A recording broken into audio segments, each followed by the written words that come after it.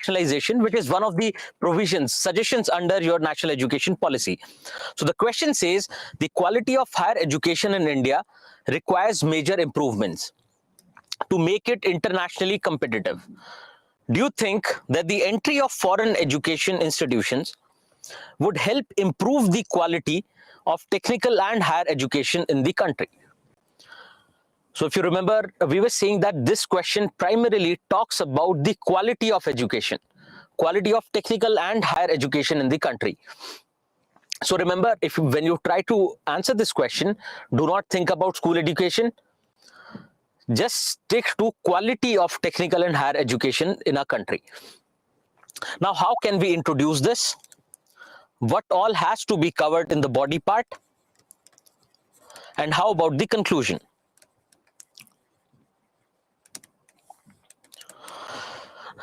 So the statement says the quality of higher education in India requires major improvements to make it internationally competitive. So one way of starting this can be something related to, or any fact related to, the quality of higher education in India that you can talk about. We do not have any institutions when it comes to globally top ranked institutions. Similarly, you can think of a balanced introduction wherein you say that the quality of our education is good, but we have to put in more efforts. We have to make it even better so that it becomes internationally competitive. So there can be a balanced introduction because you do not outrightly have to say that the quality of education in India is not good, right? Because we have a lot of scientists, we have a lot of, highly qualified professionals, which companies from other countries seek. So you can think of a balanced introduction. Now, can you please suggest any other kind of introduction that we can take up?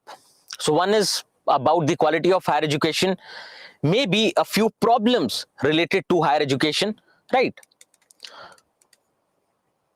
Your national education policy has highlighted a lot of problems. So maybe you can start with those problems as well.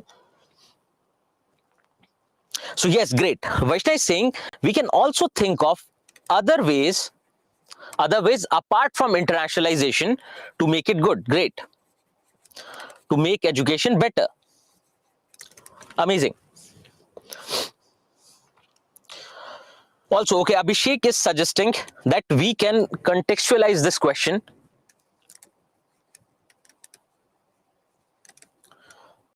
How do we do that? That we can cite any kind of recent examples.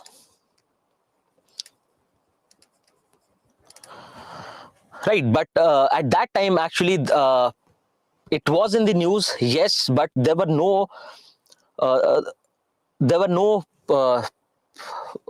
institutions who were actually talking about opening their campuses here.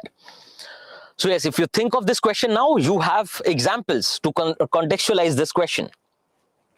Okay, so these can be 4 kinds of introduction. You can mix and match.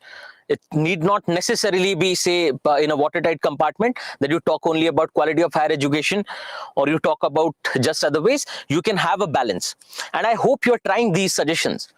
So the way I'm suggesting that, okay, you can try with this introduction. Maybe you can mix and match introduction. I hope you're trying in your answers and just looking at the response that you get. So please do that. Just write the answers, send it across and see whether the suggestions that we are giving in the class are actually working or not. Now think of conclusion. Think of conclusion. What can be a conclusion? Or maybe we can think of body part. Yesterday we had discussed the body part in slight detail. And we will go through it. We have the answer here. You have the answer here. Do not worry about it. This is your body part. Right, so your body part will come back to it. Just think of what can be a conclusion. Because they have asked for your suggestion that whether entry of foreign educational institutions will actually help us improve the quality of education or not. They have asked your suggestion. So say you take up one side, you say that yes, it will definitely, in the body if you say yes, and you say that yes, it will definitely help us improve the quality of education, you can briefly mention the apprehensions in your conclusion, that there can be problems related to this as well. And if you think that no, it will not help us improve the quality, which I believe most of you would not, because ultimately it is about quality. We're not yet talking about the regulatory mechanism, etc. We're just talking primarily about how it can help us improve the quality. So if you think of an answer of no, you will not get many points for that matter. So it is better you go with the statement, you go with the flow, that yes, it will help us improve the quality of technical and higher education in India. Then you, in conclusion, you highlight the apprehensions, plus briefly you can give suggestions to fix the same. So your conclusion is not going to get a lot of weightage, but yes, you can include both these parts. Anything apart from this that you can suggest? Okay, so we can suggest other alternatives as well. So yes, if you do not take up other alternatives to improve the quality of higher education in your introduction, you can take it up in your conclusion part. Okay, so Vaishnav is saying that we can suggest how we can facilitate the entry of foreign institutions in India. Yes, definitely you can. No, let's not, Anurag, let's not go towards writing the benefits of higher education, because the question is not centered around that idea. It is primarily talking about how we can improve the quality of higher education.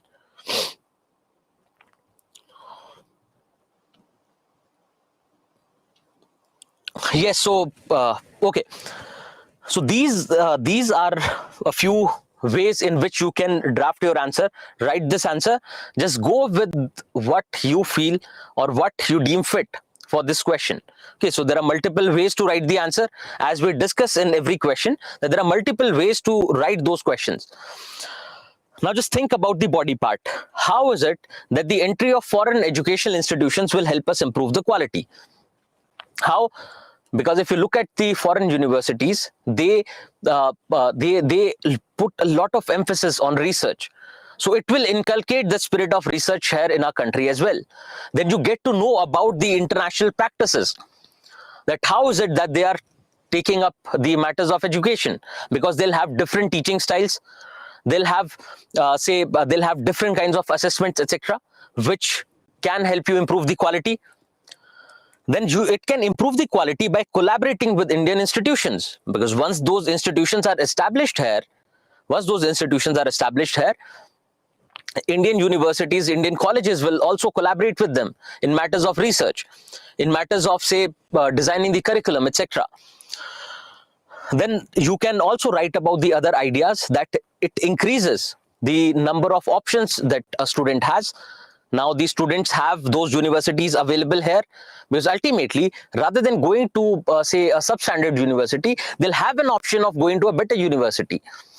Also, those teachers will come here, right? The teachers who are teaching in these foreign institutions, they'll also come here. But again, it is a question whether they recruit their teachers from here within the country, or they recruit teachers from other countries, or maybe they take in teachers from those institutions.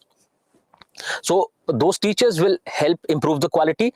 Also, if you see that those institutions are actually the better ranked ones, they have a good global ranking, so it is very obvious that the quality of teachers, the quality of teaching is going to be good there.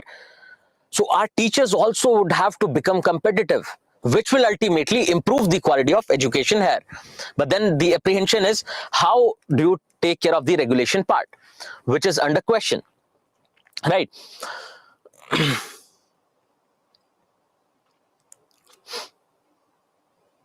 Okay, so these are the ways in which you can answer this question, and I hope because it was a fairly simple question. Even if you think of the previous year, it was a simple question because it was being discussed every now and then in your newspapers. Coming back to other parts, so internationalization is done. Internationalization, one way is letting global institutions, foreign institutions, open up their campuses here. Then the other idea is Indian institutions opening their campuses in other countries, opening their campuses abroad. Now remember, if they have asked a question specifically on one dimension, that is internationalization, they can definitely ask a question about how to improve the teacher quality, about how, say, the introduction of vocational education or the introduction of various flexibility mechanisms will help improve the quality of education. So the way we have discussed, I think you can pretty much answer these questions. So we have critically analyzed those suggestions as well. So be prepared. If they can ask a question on one dimension, they can definitely ask a question on other dimensions as well. Now we were talking about the introduction of vocational education. So we are saying that, or your national education policy was saying that from your secondary standard, from your secondary education, let's introduce vocational education.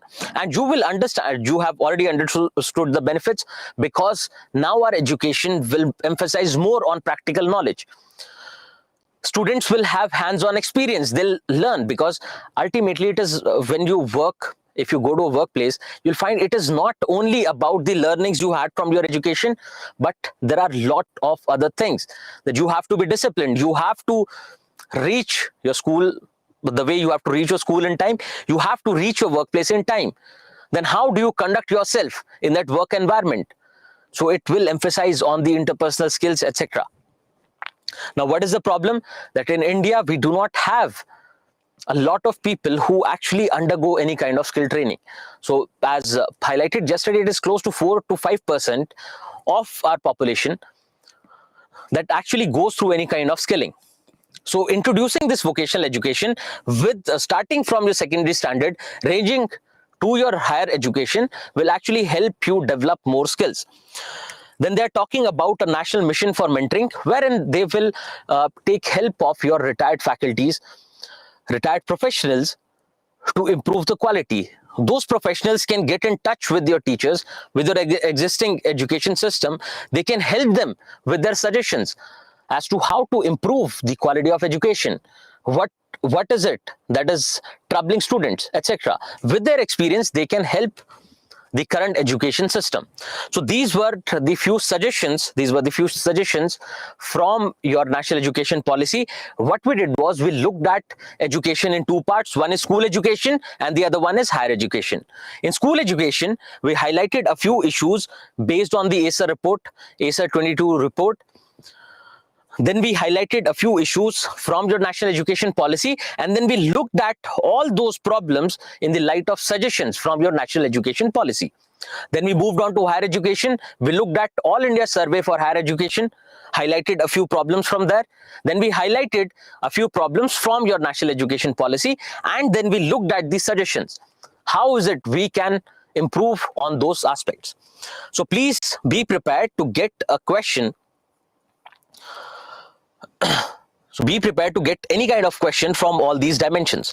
But yes, whatever is there in your current affairs will become more important, right? So right now, the idea of internationalization of, say, Indian universities opening up their campuses abroad is being discussed. So it can become important. Similarly, once they start implementing various provisions of the policy, they will automatically find place in your newspapers and will help you think about what kind of questions can be asked. Okay, so now I hope with the kind of discussions that we are having right from the beginning, you are aware that if this kind of issue is found in your newspapers, how you can use it to formulate your answers. Okay. Okay, so Gulam is saying that he writes the answers for social issues. It is very easy, but need more points to get more marks. So see, it is not just about having more number of points, right? You have to enrich your content. It does not mean that you have to increase the word limit or you have to extend the number of words that you are writing. You have to enrich it. You have to make it even more dense, and that will come with practice. So if there is something in the current affairs, you will, if you keep writing, you will try to integrate those in your answers. And that is something that is actually going to help you get better marks. Okay, so moving on to our next part, that is impact of globalization on education. How do you think about impact of globalization on Indian education system? So what you have to think about is various aspects of education system in India. Think about the language or the medium of instruction. Think about the introduction of scientific and your technical education. Right. Apart from this, what can be the other aspects? So right now we are looking at the aspects in which we find that globalization has an impact on education. So yes, to a great extent, it can be about teaching style. Just think about this. The dialectical method of Socrates, right? So yes, you find that it was there in the ancient past, but now it is increasingly being adopted in the West as medium of instruction or as a way of teaching. And from there, we also get cues. We also understand. We look at those methods, we appreciate those methods, and we ultimately experiment with those methods here. Think of your curriculum, how it gets impacted by globalization. Think of the availability of books and other study material. With globalization, now you have books. Even if you look at UPSC, even if you look at civil services examination, when it comes to your various optional papers, you find that most of the books that you read are actually by your foreign authors. More than Indian authors, we appreciate and we use their books. Similarly, think of digitization because of globalization. Digitization of education. That with globalization, take example of your Zoom platform, right, which is extensively being used across the country to improve or to actually access digital education. What can be other impacts of globalization on education? So yes, now that we are talking about vocational education, it is also coming from globalization. We look at other countries, we compare our workforce with other countries, and we decide that yes, vocational education is something that has to be introduced. Great. So yes, content of teaching, syllabus, etc. Now introduction of newer languages. Introduction of newer languages in our curriculum. So even your national education policy talks about exposure to at least one of the foreign languages. Increased competition, right? Now with globalization, you can think of internationalization as well. Internationalization in terms of what your national education policy has suggested, right? Opening up of global campuses in India. Think of students now traveling abroad to get higher quality education, to get newer skills, etc. And now just when you think of these, you can think of negatives and positives. That because of the change of medium of instruction, people coming from or students coming from socio-economically backward regions, from socio-economically backward classes, they are at a disadvantage. They are at a disadvantage compared to other students. Similarly, if we talk about the more push towards scientific education, we find that we are losing our values. We are losing the Indian ethos, and that's why your national education policy talks about emphasizing on Indian ethos and values. So all these things, all these aspects can have both positive and negative effects. All these things have actually been discussed with your national education policy. All you have to do is you have to look at these aspects in the light of globalization, right? In the light of globalization, that's what you have to do. So yes, it is diversifying choices, etc. Great.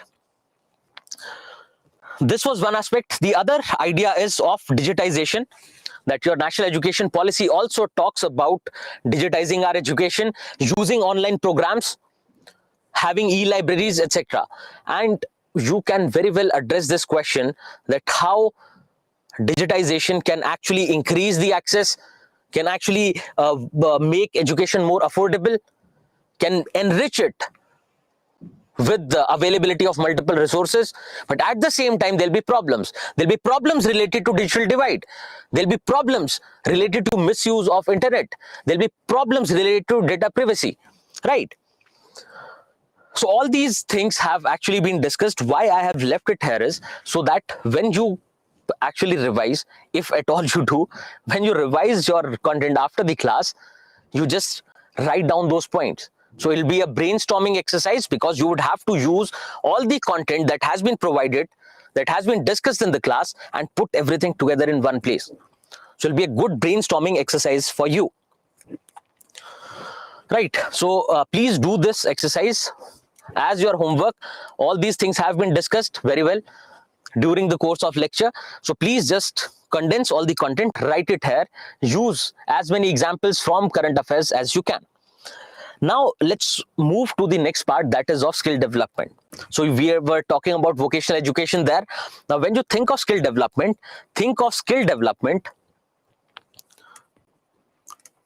in terms of employability, that if you do not have sufficient skills, you will not be employable.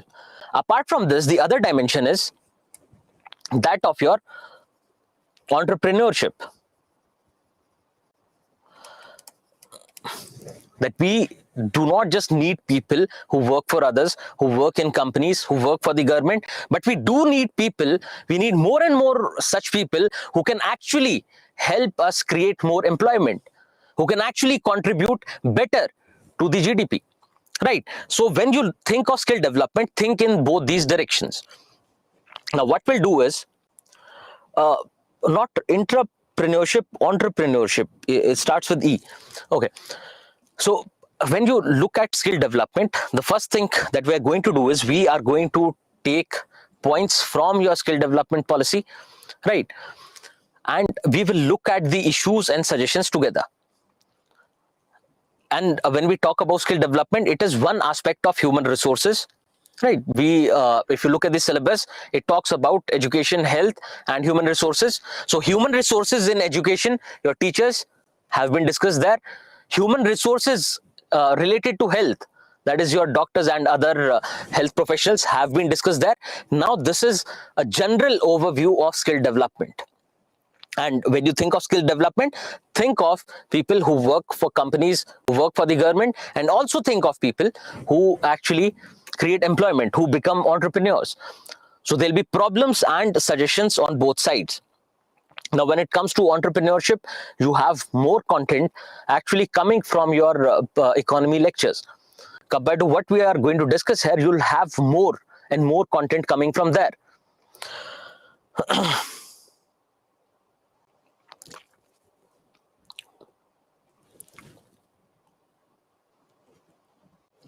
Okay, so sorry. Okay, you are talking about entrepreneurship. That means working or maybe entrepreneurship within the existing company. The idea can be understood as, for example, you work for an automobile company and they are talking about building new infrastructure or maybe opening up newer showrooms, etc. So maybe you can become a part of that activity as well. Apart from working in that company, you can take up those things as well. So maybe you can become a supplier, you can help them with logistics, etc. Now, what is the significance of skill development? Just remember this idea that when we were talking about Indian population, we were saying that we have more proportion of young people in our population compared to the older ones, right? So our population is primarily young. And we were talking about this young population in terms of youth bulge, that the proportion of young people in our population is more compared to the elderly.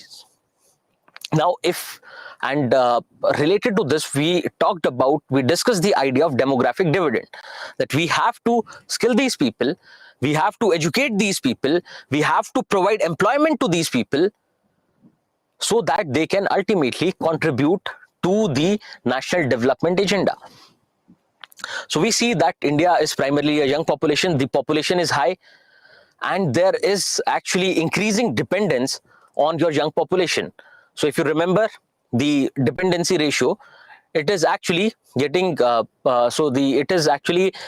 skewed more towards the elderly, that they are going to depend more and more on this working age population.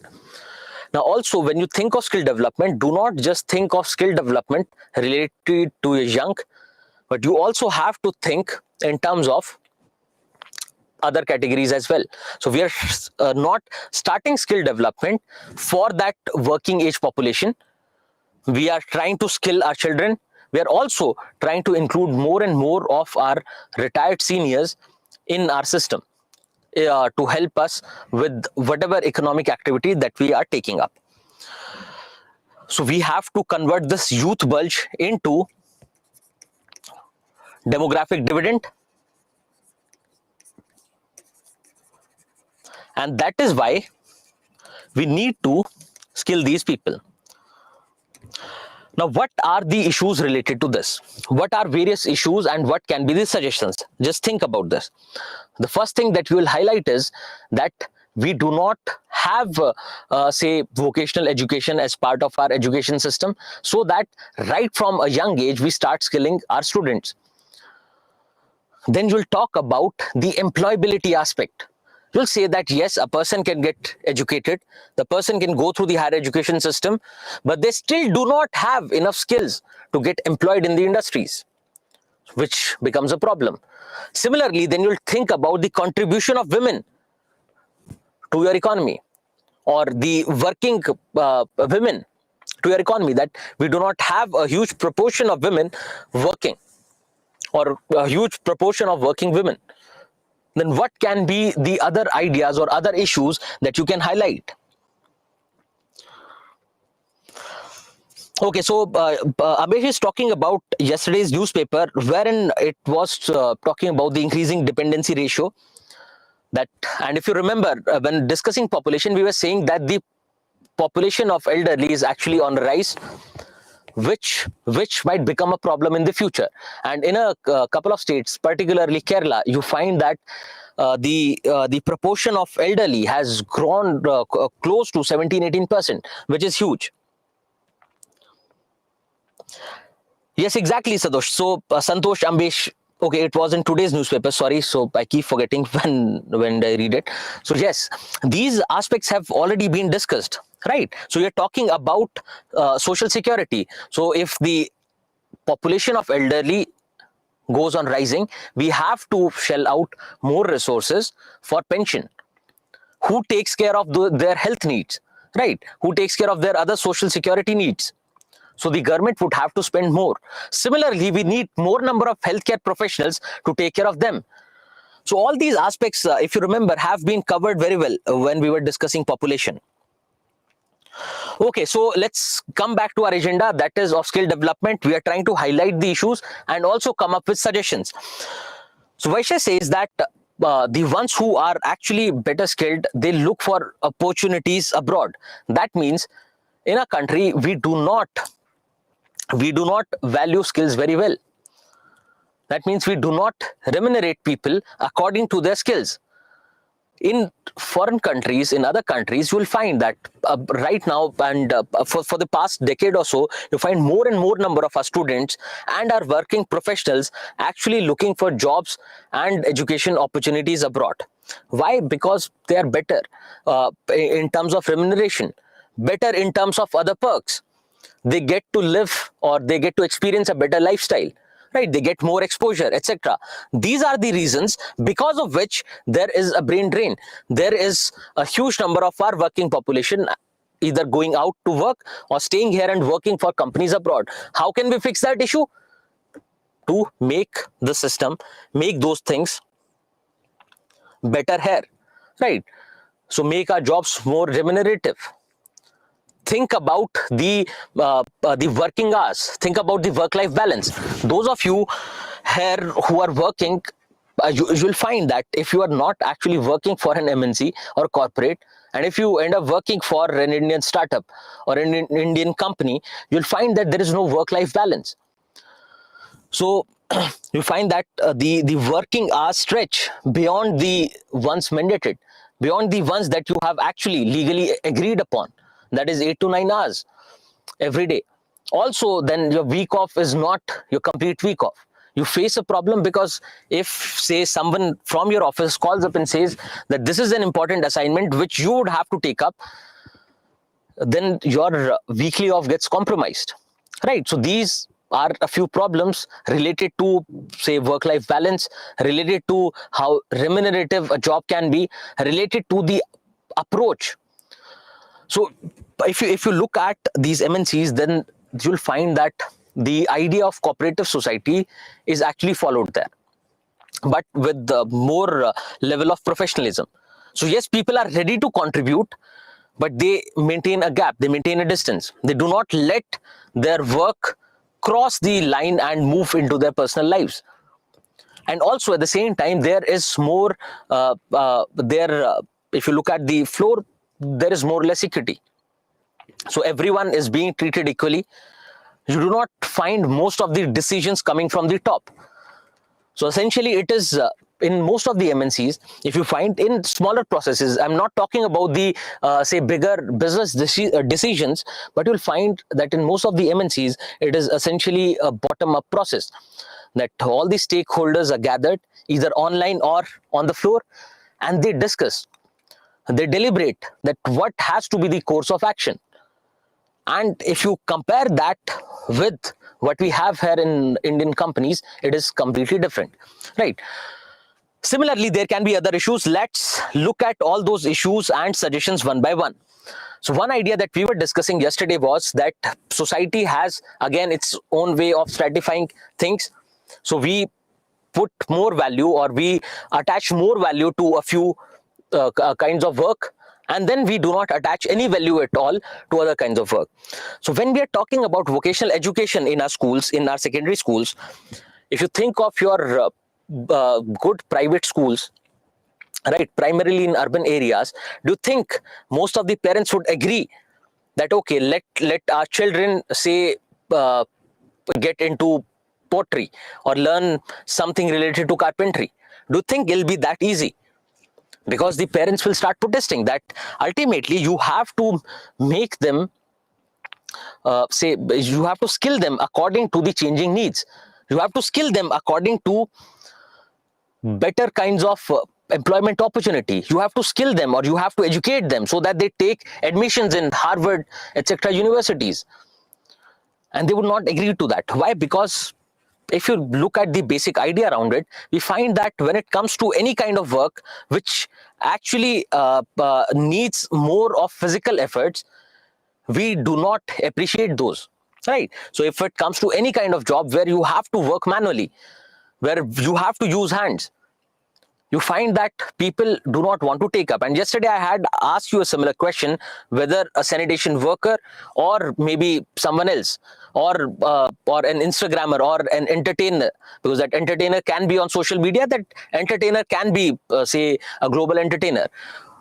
What kind of work do you attach more value to? And it is entirely up to you. It is ultimately your decision. It is up to you how you think about those aspects, right? So I'm not going to get into the ethical dimension, but yes, that question was primarily based on this. And I actually, because we are running out of time, I could not relate it to vocational education yesterday. So think about this. So even though our policy talks about providing vocational education, but you'll find that because ultimately the mindset is so that people view the status as being inversely proportional to the degree to which one works with one's hands. So there is a possibility that the parents might protest, that the schools might also protest, that we do not want to include this because ultimately it would not be good for our business. So what can be the solution for this? What can be the solution for this? What can be the solution for this problem? Now, I know it would not come that easy, right? Because it will be more theoretical, it will be more philosophical, that we look at any kind of work value neutrally, which is not possible because of our socialization. Because if you think of the idea of success, just think of the idea of success. Everyone here will have a different idea of success, that is for sure. But you'll find that there are close to 90% similarities in that idea of success. So everyone wants, because this is the thing with your socialization, because you would not be able to think beyond that. The idea of success can be different for different people, but mostly it is imposed. It has become internalized what society vouches for. So yes, you would not have, say, a good suggestion, right, related to this problem. So yes, you're saying that ultimately, even if it comes to farmers, they are not looked upon as someone who actually contribute greatly to our economy, to who contribute to our food security. So you're talking about mandating this vocational education. Okay, great. Okay, now remember, yes, so counsel parents well, etc. Now just remember, yesterday we were talking about making children a part of their learning process, right? So that learning process actually starts from your surroundings. If you can at least motivate them to help the school administration to keep their surroundings clean, right? The Japanese model that I was talking about, or you think of, forget about Japanese model, you think of the old ancient Gurukul system, the Gurukul system in our country, right? There were ones who were talking about the traditional education system. So rather than taking up something related to religion, we can think of moral values that were there. So ultimately, if we shift, or the way national education policy puts it across, if we uh, try to include or integrate your Indian ethos, Indian values, the Indian value system, traditional Indian value system, it will actually be better.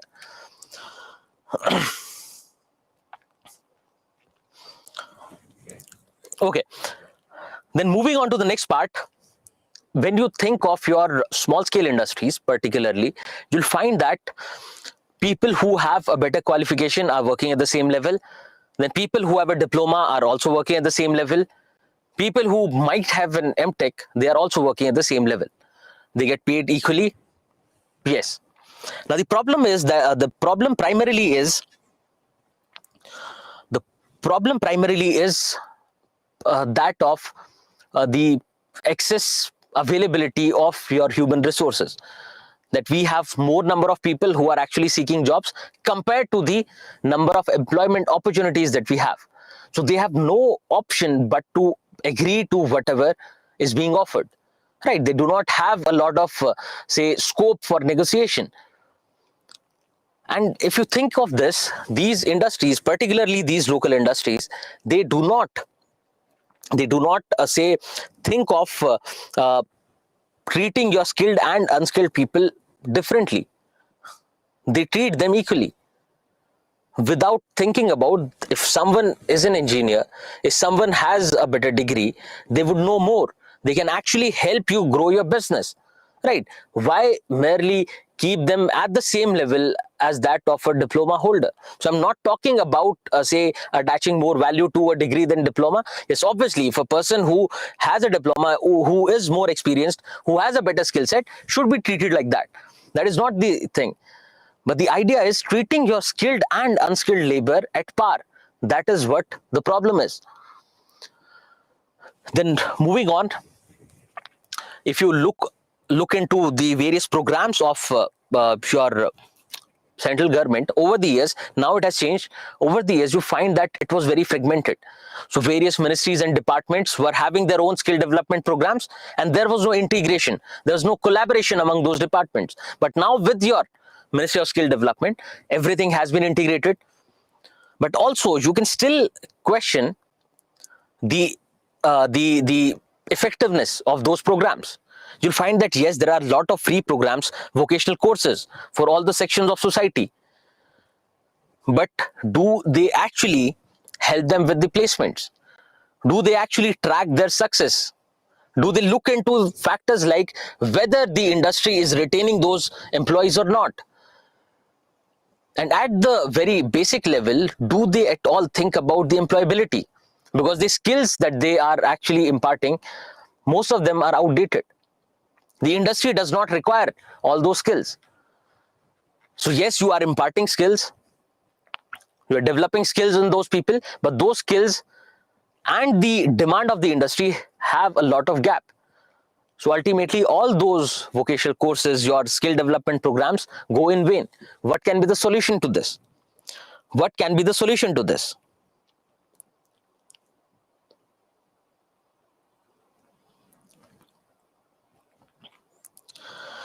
Yes, so Santosh is talking about providing courses which have higher demand in the market so that students actually get a job afterwards. So not just government, Amish, when you think of skill development, the idea should not just be limited to central government or your government. It should be extended to your private players as well. You have a lot of free online courses from your private players as well. Okay, just think about this. We are saying that there is a gap between the skills provided in various skill development programs, the skills and the learnings that you get from your school and higher education, and the industry. So the industry says, we are ready to employ people, but provide us employable people. That is what the argument of industry is. So to bridge this gap, what can you do is, you take people from the industry to help people develop skills. So if you have, just think about this, if you have, before your placement drives in your colleges, if you get people from your industry, say in your third year, fourth year, if they give you exposure to industry, they bring in people, experienced people from industry who help you develop those skills, ultimately you will be more employable. You would know what the real-time demand is. So there has to be a collaboration between the government and industry to make these people more employable. But what is the benefit that the industry will get? The industry will be benefit in the sense that now they have more employable people. So in industry, if say, for example, your any kind of accounting firm or any legal firm, if they collaborate with a university or maybe with the government, what they can do is, whatever skills that they need in their industry, those skills can be imparted in the students over a period of 6 months or 1 year, and then employ these people or employ these students in your industry, have a contract, right? A few companies do that. They come to your college in your third and fourth year and they take you up for your summer training, right? Wherein they will give you exposure to the industry, they'll help you learn those skills, but they'll make you sign a contract that once you get the certification, you are liable to work for a company for at least 1 or 2 years. They'll make you sign a bond. So it is the best case scenario. It is a best case scenario. So the students already have this thing in mind that yes, ultimately I have a company that I can work for. I have job security in the future tomorrow. And also the company knows that I already have someone who's skilled. I already have someone who has already been trained, who is going to work for us tomorrow. So yes, you can also think of lopside, that if the student sits for another placement and they get a better company in the future, should they switch or not, right? That can become an ethical question, but just think about the linkages between the industry and your skill development sector. So this addresses two of your problems. One problem is to bridge that gap between the industry and your skills, and also it helps you to have better trainers, right? Because when it comes to skill development, trainers play an important role. Now, if those trainers are actually coming from industry, if those trainers are already experienced, they'll be in a better position to help you get those skills.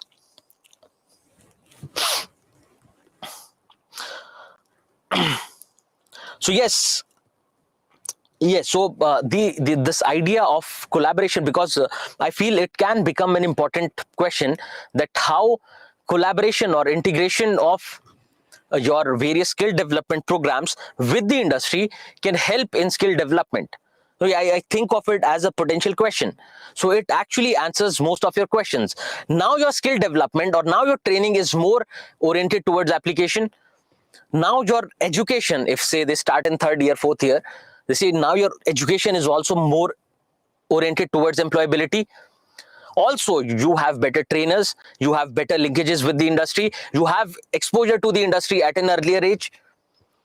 So all those problems that we find can actually be addressed using this. So yes, Santosh, I have read your suggestion and that's why I mentioned this, right? So the efficiency, the efficacy of your various skill development programs by your government can be questioned, and how you can address that issue. So yes, guest lectures by your various industry experts. Great. So because this will actually help, it will help not just the students, but it will help teachers as well. Because think about this. Now you have growing emphasis towards artificial intelligence. Now, if these industry experts go to the colleges, visit colleges, one problem is solved, that the students can become more employable, the industry can have better employed individuals tomorrow, employees tomorrow. Then also, these experts, these trainers will get in touch with your teachers.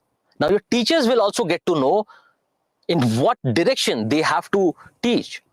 What are the new things that are happening? Because generally you find that most of your teachers, lecturers, professors in your colleges, they're not aware of the newer technologies that are coming up. So they would also know, they would also get benefited, and ultimately their learnings will pass on to the students. So not just the students in that particular batch, but the students who are going to come in the future also get benefited. So if you find that all these things, all these issues and suggestions have been mentioned here, apart from that, you find most of our workforce is actually employed in the unorganized sector, which makes it difficult to tap our organized or to tap our workforce at the education level, right? We see that close to 28 or 30% of our students enroll in our higher education. So yes, a lot of them get good jobs, but a lot of them do not get good jobs, right? So at least you can tap that 30%. But what about the other 70% who dropped out at your school level, who dropped out at secondary level? You have to tap those students as well, right? So that's why your policy talks about making special provisions, special institutions for students who have dropped out. So either skill them or maybe bring them back in the education system, right? Also, if you think of our various states, now there are states which have, say, a superb service sector. Then there are states where you have a lot of natural resources. You have states where you have automobile industries. Now, it is different for each and every state. So why not skill people according to the availability of jobs, according to the industry requirements of that particular state? Because with this, we solve the problem created by urbanization. With this, we solve the problem, other problems like people who have to migrate, they will change the demography of both the regions, ultimately regionalism, etc., etc. So all those problems can be solved. Why? Because now you're skilling people according to the local needs and demands of the industry, and those people can now get absorbed. Those employees can now get absorbed within that state. So yes, the only lopside that you see is people would not have more choices. But we are not saying that you skill all in that same particular skill. If there are people coming from a state which has a rich, say, automobile industry, you are not training everyone for that industry, because ultimately that industry has a limit to which it can absorb people, absorb employees. According to the choice, according to what they feel right, you can skill them. But yes, more emphasis can be given on equipping them well for the local industry. So yes, all these points, if you see, have been discussed. We are saying that the skill development landscape has been largely devoid of industry and employer linkages, and we saw that how it can actually be better. Then availability of good quality trainers is a major area of concern, as highlighted by Santosh. Then education is not linked to industry skills and demand, etc. All these points have been discussed. Then we were talking about increasing the participation of women in the labor force, because their labor force participation rates are low. And now you see that previously all the skill development programs meant for women were more or less enforcing those gender stereotypes, right? If you remember, I think we have discussed this with women. But now they are actually working on various courses, various vocational training programs for women, so that they can work in each and every section or each and every industry. Right? They're skilling them in ICT, they're skilling them in other kinds of jobs. Why? Because one, it leads to women empowerment, and then women being half of our population, one is for their betterment, and the other point is that these women, if skilled, they will help themselves, they'll help their family, they'll also help the economy to grow. They'll also help the industry, because now your industrial force, your forces, your workforce in your service sector, etc., will be more diverse. Then also think of the problems related to entrepreneurship. Think of the problems related to entrepreneurship. One is we do not have skill development programs for entrepreneurs. Now you see that the government is working in that direction, right? You have incubation centers, etc. They are integrating various programs with your college education. So your education system has to work in that way as well. Why wait for government? Why always wait for the government? So think of the idea of multidisciplinary universities, right in the direction. Think of various initiatives of the ministries, right in this direction. But ultimately, there are various hurdles. Ultimately, there are a lot of hurdles, because the idea of entrepreneurship, like for example, the ideas that you're getting now are about big startups. We do not think of setting up small businesses that can actually help local industry or local society. You can employ people from there, because ultimately it is it's not that the local businesses that you'll set up will not pay as good, right? It's not that they'll be not that profitable. They will be profitable as well. At the same time, if you look at most of our startups, they are not profitable. Yes, there is a lot of glitter around it, but they are not profitable for that matter. Yes, they employ a lot of people. Everything looks fine from the outside, but on the inside, it is not that rigid. The structure is not that rigid. So rather than having big businesses, let's set up small businesses everywhere. Why? Because most of your people are already in your unorganized sector. Why not tap that potential? Why do we just limit our all the efforts to people who are already skilled, to people who are in the organized sector? Why not tap the other potential? Because generally the idea with your unorganized sector is, we think that it is something not profitable. It is something where people are not skilled, people do not understand the nitty-gritties of business, etc.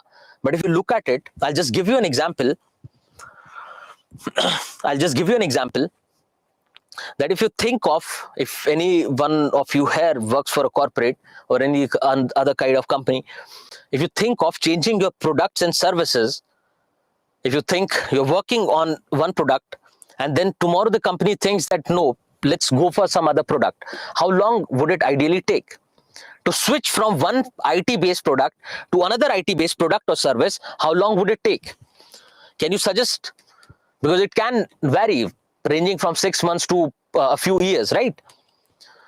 Every industry has a different way, and ultimately it's based on the complexity of the product or the services that you are going to provide.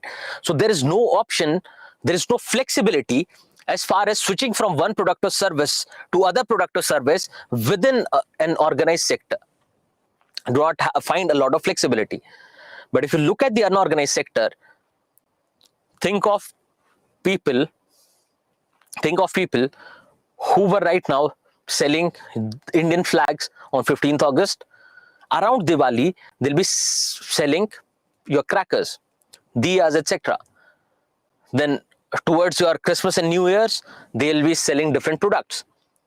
Then it'll be your time for Holi. Then they will be sending your selling colors, etc.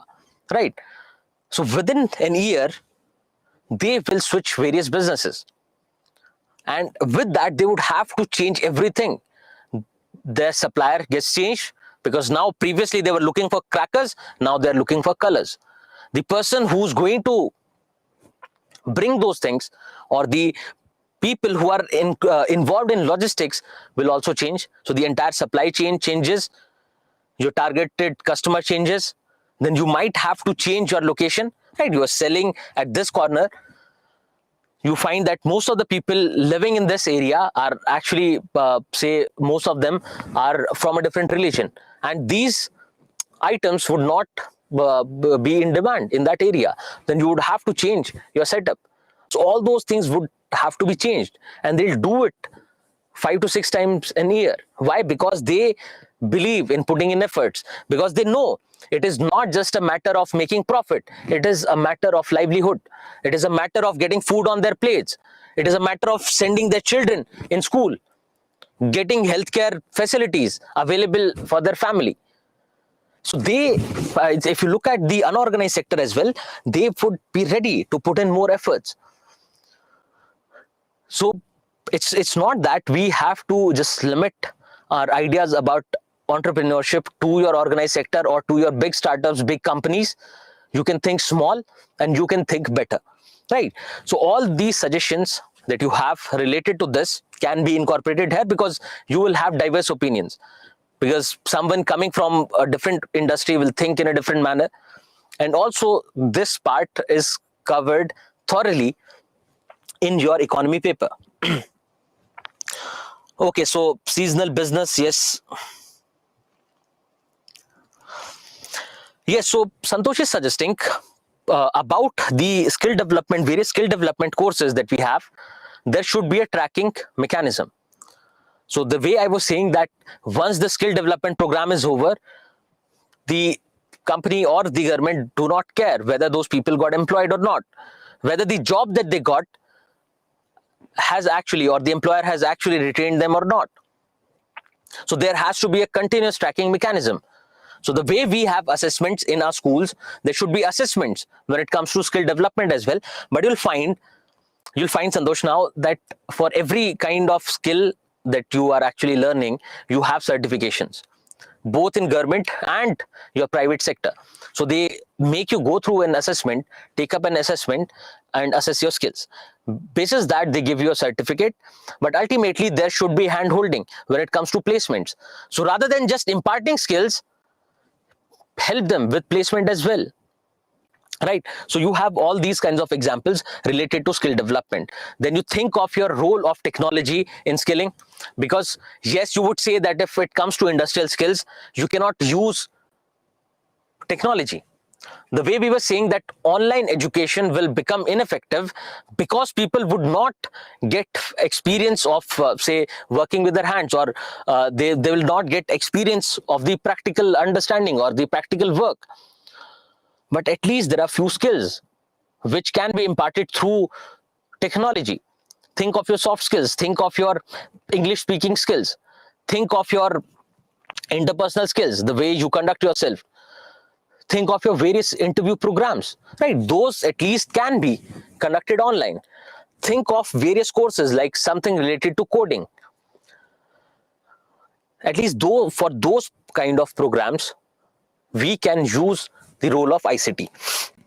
Then on-job training and upskilling. So why just limit skilling to getting a job? Once you are in the job, there should be a continuous upskilling. So if you look at the corporates, the multinational companies, you'll find they have an allowance, they have their dedicated portals for the employees to get themselves upskilled. So you can take up, if you say work in the field of project management, if you work in the field of say software development, they'll have multiple courses on their dashboard which you can access for free to upskill yourself, so that tomorrow if you want to transition into a different role or to a more advanced role, you can. And if the companies do not have a dedicated portal, what they'll do is they will say earmark some amount in reimbursements. So if you take a course, if you buy a course, you can get it reimbursed. Because ultimately they understand that if the employee is skilled, if the employee is motivated to learn, ultimately that employee will help the company to grow, will help the organization to grow, will help the colleagues, will help the entire project. So there has to be on-job training and upskilling as well. And this is also, you find, because I keep giving examples from corporate. Why? Because most of the suggestions that you find here will actually come from their practices. Because in terms of professionalism, in terms of professional expertise, they are far better. Then counseling and guidance have emerged as the biggest challenge. So counseling and guidance starting right from your education system and through your career advancement. Because you find that yes, in colleges you do have placement cells. There you'll find, say, people who have previously worked in the industry, but their role is very limited. They come from a particular industry. You generally have just one training and placement officer who can help, but ultimately they do not know about the diverse diverse roles that you can take up. They do not know about your expertise. So there should be more people, more engagement on that level. Then there should be dedicated portals, helplines, mentorship programs when it comes to career advancement at a later stage as well, so that people know, so that people can make an informed choice when it comes to skill development. Now, these were all the ideas about skill development. What are the problems? What can be the suggestions? Any new suggestions can be mentioned here. They are very well welcomed, because you do find many suggestions, newer things coming up on a regular basis in your newspapers. So if you find something interesting, if you find something new, you can keep adding it here. Now just look at this question. Please go through this question.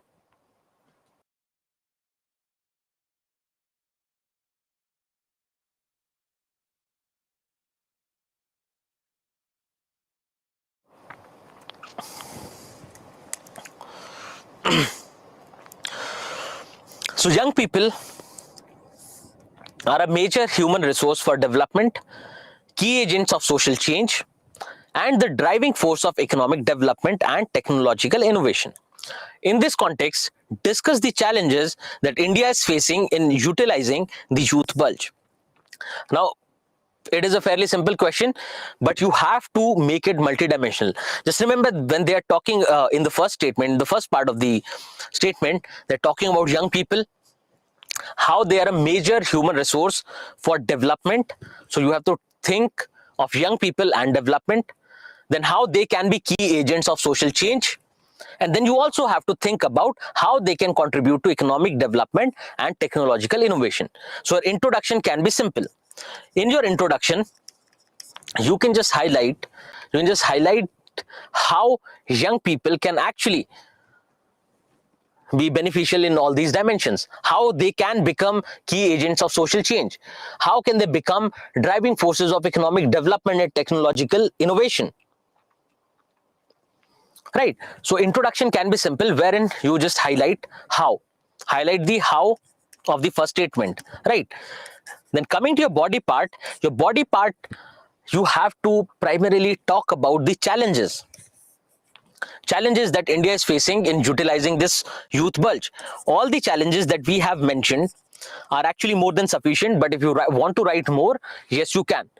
So all the challenges that we have mentioned there, that how these challenges can are actually coming in the way of India using this or utilizing this youth bulge. Then in your conclusion part, you can just quickly talk about a few suggestions to fix this issue. Right. Apart from this, any other structure that you can possibly think of. So your body and conclusion remains the same, right? Because if your body is full of challenges, then you have to conclude with suggestions. That remains the same. What about introduction? So what I have suggested is that you portray how these young people are a major human resource for development, key agents of social change, and driving force of economic development and technological innovation. So that is my idea.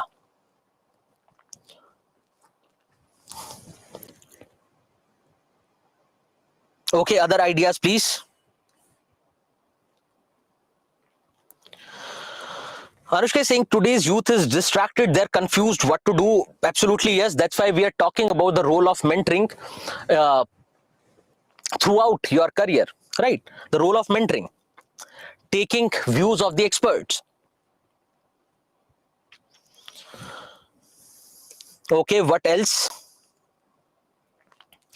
So challenges can be related to policy about economic initiatives, employability, traditional mindset, gender biasness, skills, etc. So all these issues, dimensions that have been highlighted previously.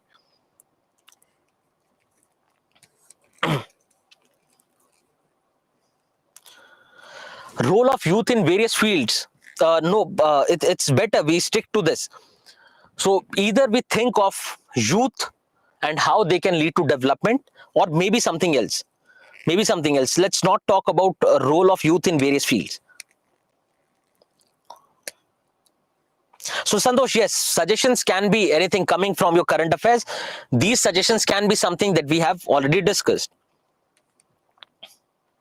So yes, one idea is Great. Okay, so I missed who mentioned that. One idea is thinking of how this youth bulge can be converted into demographic dividend.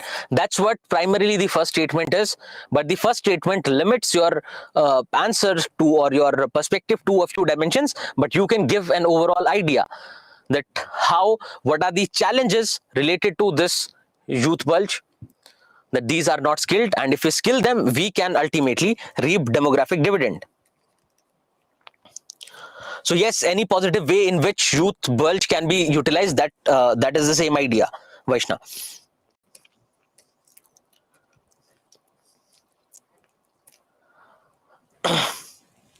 Okay, great. So fairly simple question. Let's limit it to your young population, to youth bulge, and to your demographic dividend. Then in body part, you highlight the challenges, and in conclusion, you come up with suggestions to these problems, right?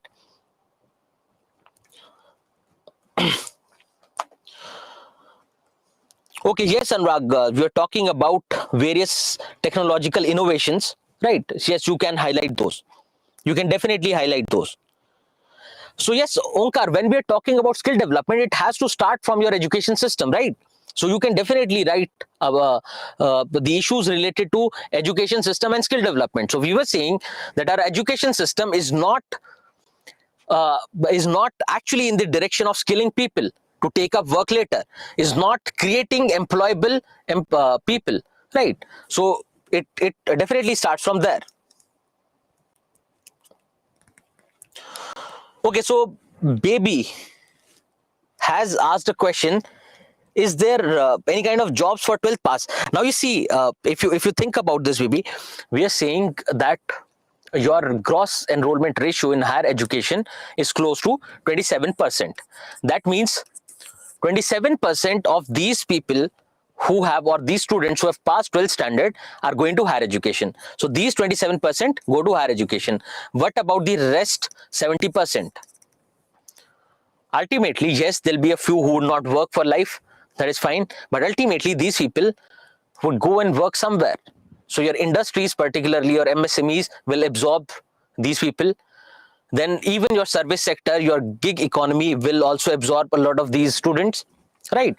A few of these will take up agriculture. A few of these will get involved in any kind of unorganized sector activity. So yes, they do work, right? It's not that if they are not enrolled in higher education, they're not working at all. So Shivani has given another suggestion for the previous question, which says youth needs to develop the attitude of learning new things and utilizing it. Absolutely, yes. That is what leads to innovation. Now, if you remember, now we are moving towards the end of our towards the last couple of chapters of your social justice. And starting from social issues, we have seen that India, being a diverse country, we have different issues, we have different benefits arising out of that diversity. Now, in that diversity, if you think of your socio-economically backward classes, right, and the other sections of the society, there is a huge gap. There are people who are lagging behind in every aspect of life. So generally, you can relate those people to poor. You can relate those people on the basis of your backward castes, etc.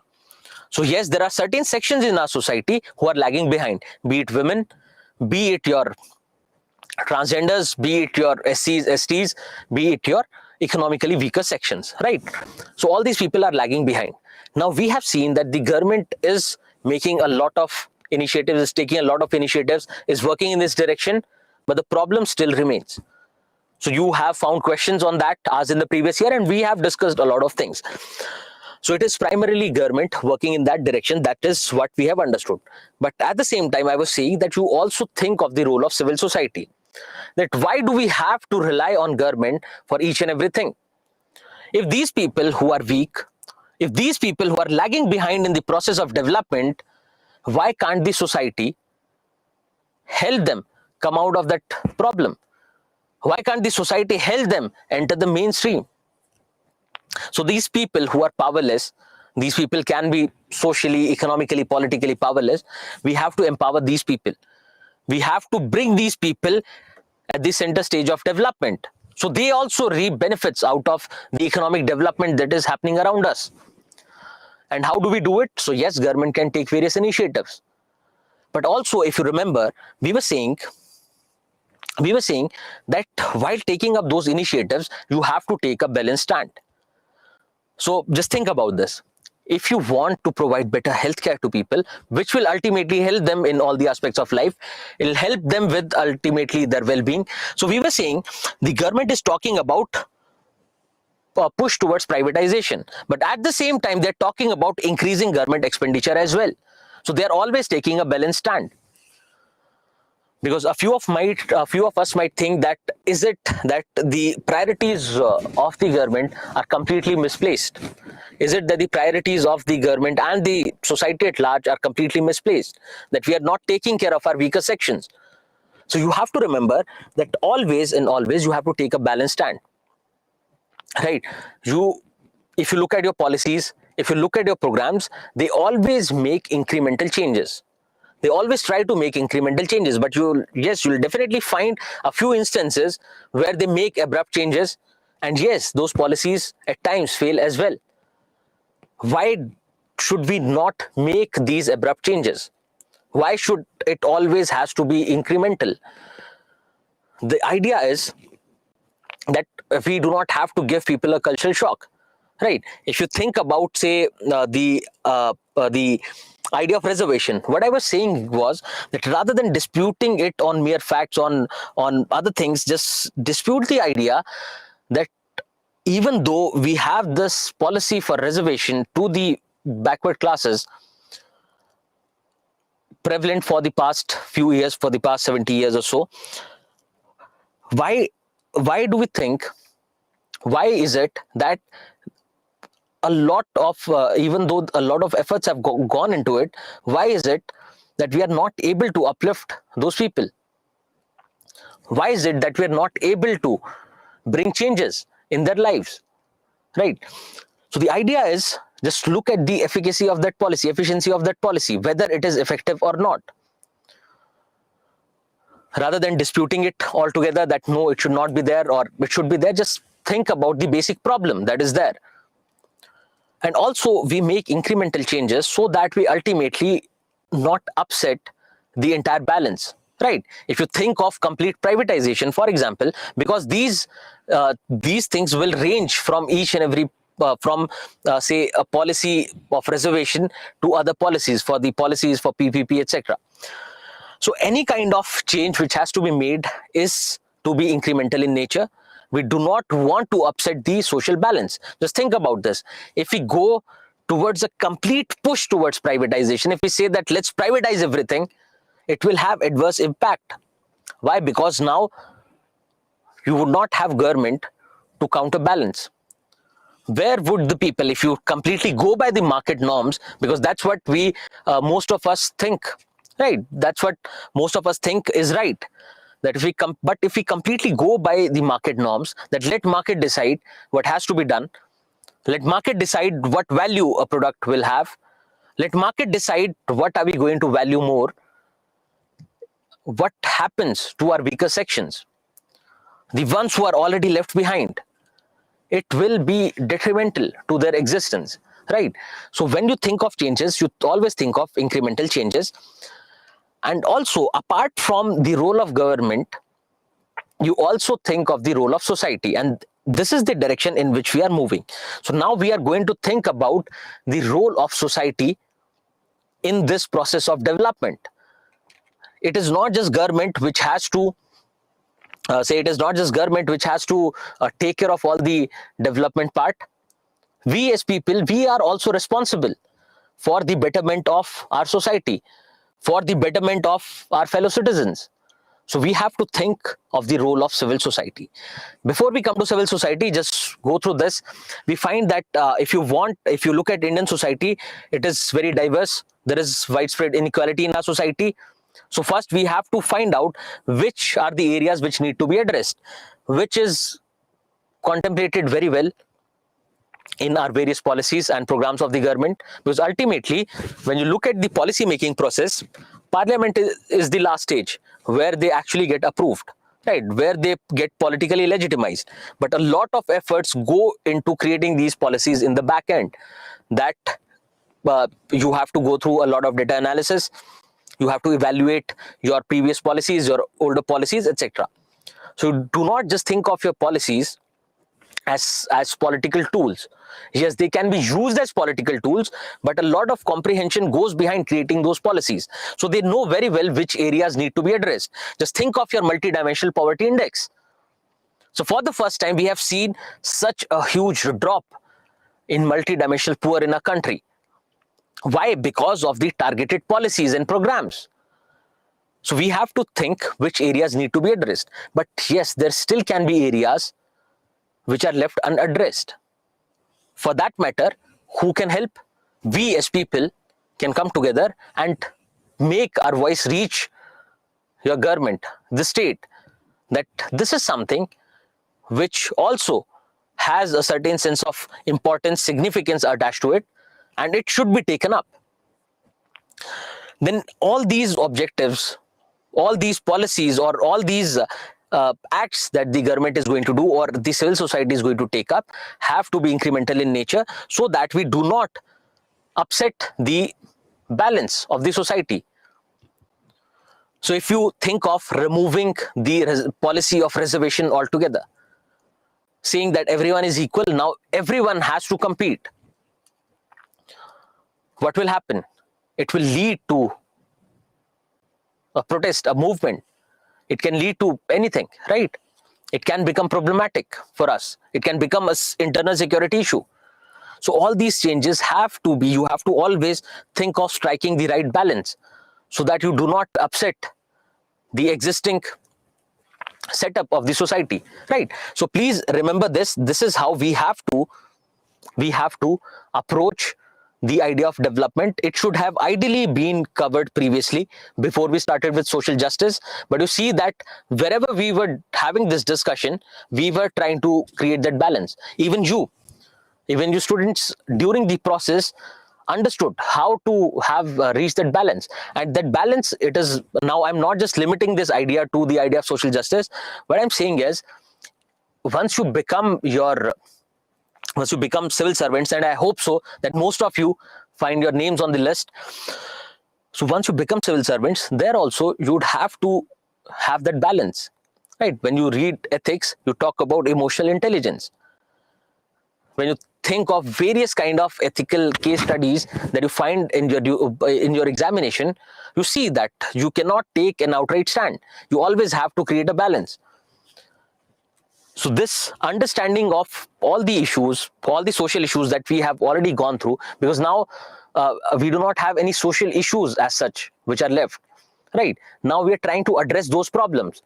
We are trying to address those problems through the intervention of the government. Now we are trying to address those problems through the intervention of civil society.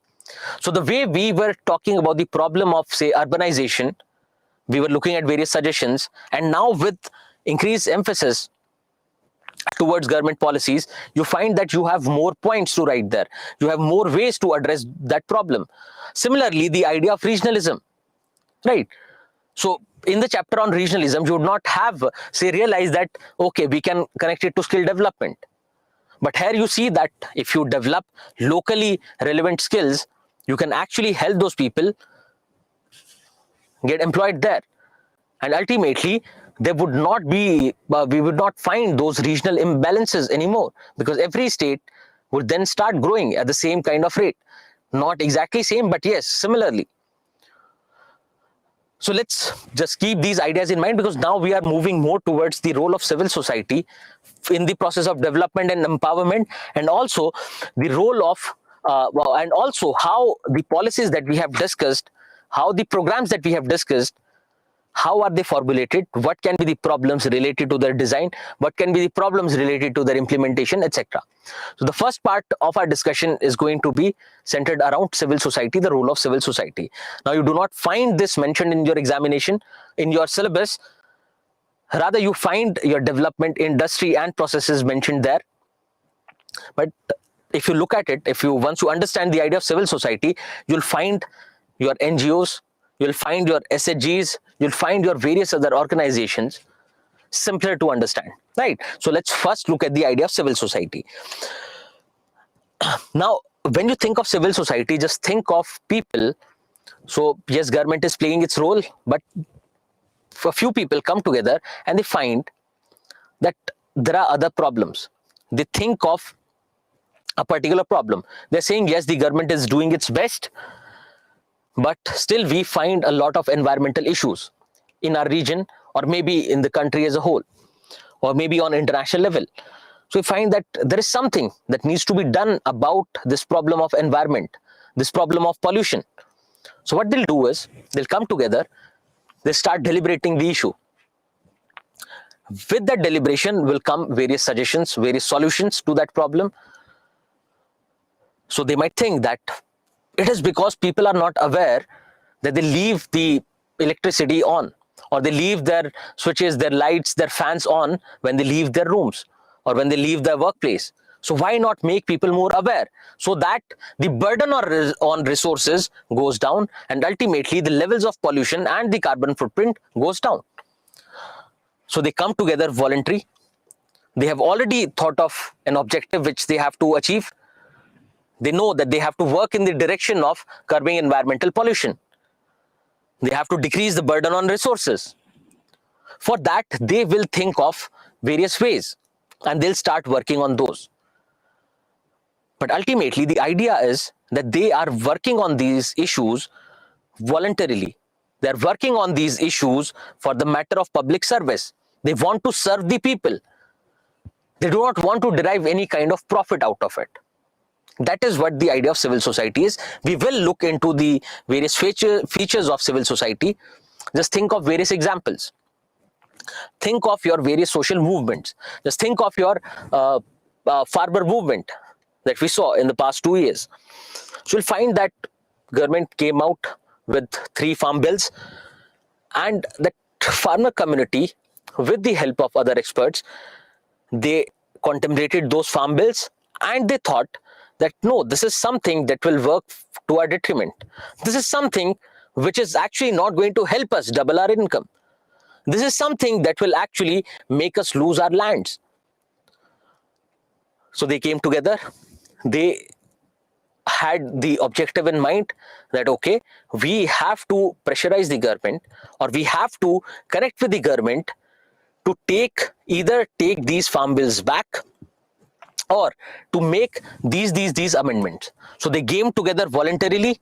The idea was to either help this section of the people, so it can be limited to that particular section, or it can be for larger public service, right? So they came together voluntarily on their own accord. They're not forced by anyone. They were not coerced by anyone. They are not thinking of any kind of profit attached to this movement. They just want to get their issues addressed by the government. Why? Because the government did not consult the stakeholders. So they come together, they try to pressurize the government, and they get the work done, and the movement is called off. What is this? Example of a civil society. Similarly, think of the NGO of Pratham, right? We have already looked into the education sector, and there we talked about ACER report for school education. What is that? A group of people who have came together voluntarily, who want to improve the quality of education for children, who want to improve the access of children to education, who want to highlight these issues so that government can address those issues. So they come together, they form an organization, they form this NGO, non-governmental organization, and they start working in that direction. The objective is to make the quality of education better, to help government implement right to education better. And they start working on it. Is the motive any kind of profit? No. It is only public service. It is only helping students or helping children with their education. So the purpose or the demand is not, or the motive is not, say, selfish. Rather, it is altruistic. It is meant to help others rather than being a personal selfish motive. So if you think of various kinds of examples, yes, you're right in that sense that you're talking about Chipko movement. So any kind of socio-political movement can be considered a civil society. Your wrestler movement, absolutely yes. Think of your NGOs, think of your self-help groups, think of your cooperative societies, think of your various philanthropic organizations. What are these? Examples of civil society. Now, another question.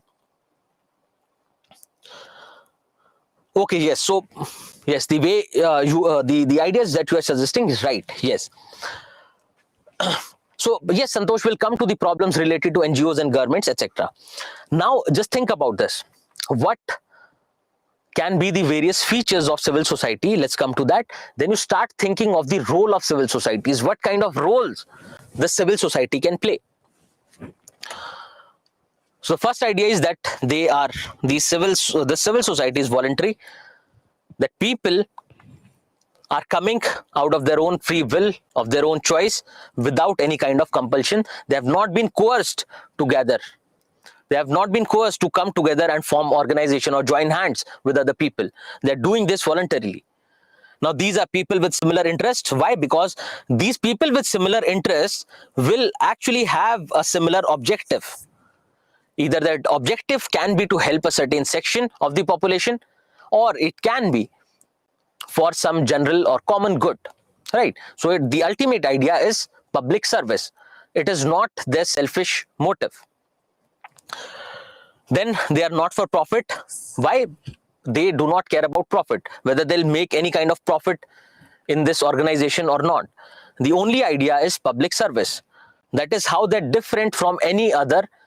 So if you think of your companies, they are also organizations which are not dependent on government, or which are independent of government, which are autonomous, but their motive is profit. That's how they're different. And we will come to the differences between companies and cooperative societies, which has actually already been discussed in your economy lectures, but I'll still give you an overview.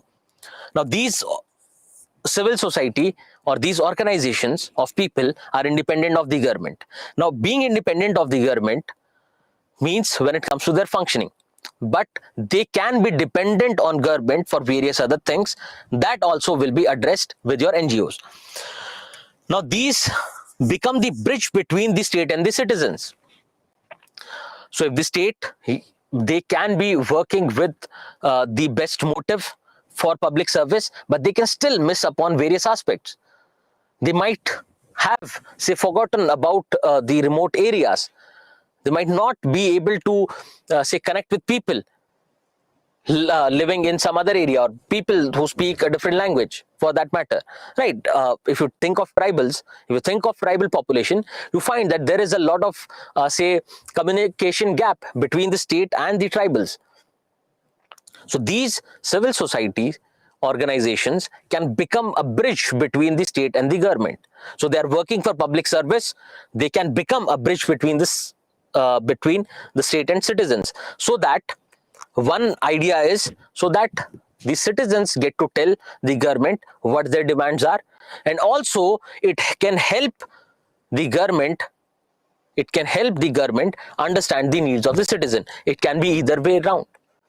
So either citizens can make their voice reach the government, or otherwise, or alternatively, the government can make their voice reach citizens through these civil society organizations. Now, these can be organized on a regional, national, or international level. That you'll also understand. So at a regional level, there can be people who can come together and work in the direction of cleanliness on a very local level, within a district or maybe within a village. Then these can be international organizations.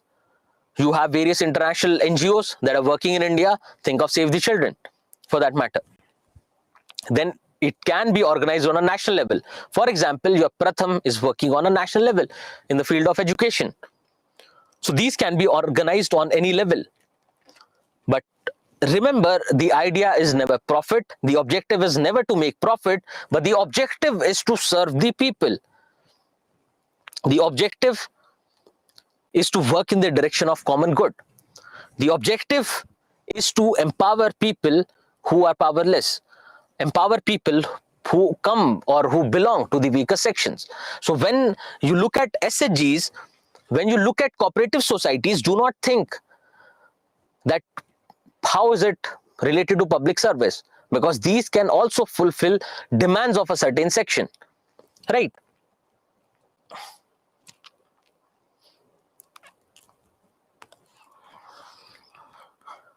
Okay, Santosh, will come to your ideas. Do not worry, we'll come to your ideas. Now, why do we need this civil society? So it basically comes from the significance itself. We see that in India, we have a representative kind of democracy. Means what? That people, they elect their representatives who ultimately discuss, debate, deliberate amongst themselves, finalize the policies and implement those. So yes, indirectly, it is the will of the people which they reflect. But at the same time, what can happen is, in a country of scale of India, because geographically, in terms of demography, in terms of diversity, we are on the top when it comes to the entire world. Various countries, if we compare, we find that in terms of diversity, in terms of population, etc., India is huge, India is massive. So it can happen so that these representatives either deliberately or maybe they're not aware of the issues of certain sections of the society. So rather than keeping it as a representative democracy, civil society organization will help mobilize these people, will help mobilize the citizens, so that they also become a part of this democratic setup. They also come up with their suggestions. They also come up with their demands. They also come up with their will, their intent to hold the government responsible. So the responsibility of your cabinet would not be just limited to parliament. They'll be responsible directly to people. How? Because they are going to convert into participative democracy. Now people are also coming up. Your farmers, your wrestlers will also come up with their demands. Will say that this is a problem that the government is not addressing, and they will say, have rallies, they will have various kinds of protests to make their voice reach the government, to hold the government accountable, to hold the government responsible, thereby converting this representative democracy into participative democracy. Also, one idea is to hold the government responsible. Another idea is to mobilize people, making people a part of their own development process, right? So people, in getting people to work for cleanliness, getting people to work for their own health, getting people to work for their own education and skilling, right? Making people a part of this process of development. Then also, you'll find that at times the government can become authoritarian. They would know that this particular section of the society is suffering. This is the problem. But they'll say that we are not going to take care of you. Why? Because now we are in power and we will take care of only those people who actually elected us to government, who elected us to power. And we are not going to look at you. We are not going to help this section. So what option do they have? They have to come together. They have to come together, use this power of organization to counter the government. You think of your various movements, and generally what happens is, whenever it comes to holding the government accountable, it takes a political turn. So just remember this: whenever you think of civil society, you think of it as non-political, because they should not have any kind of political bias. Ultimately, they are meant for public service. But yes, it is natural that people and various organizations would have one or the other political ideology. They might be working in a certain direction, right? So yes, there can be, there can be elements of politicization in these organizations, but they should not be overtly political for that matter. So when you think of civil society organizations trying to hold government responsible, you can think of your movement for right to information, right? to enhance transparency in the system. Then you can think of your anti-corruption movement. Then you can think of various other political movements which were there to hold the government responsible. To bridge this gap between the government and the citizens, to stop the government from becoming authoritarian, we need these civil society organizations, which basically prepares the ground or prepares the background to understand the role of civil society. So you are saying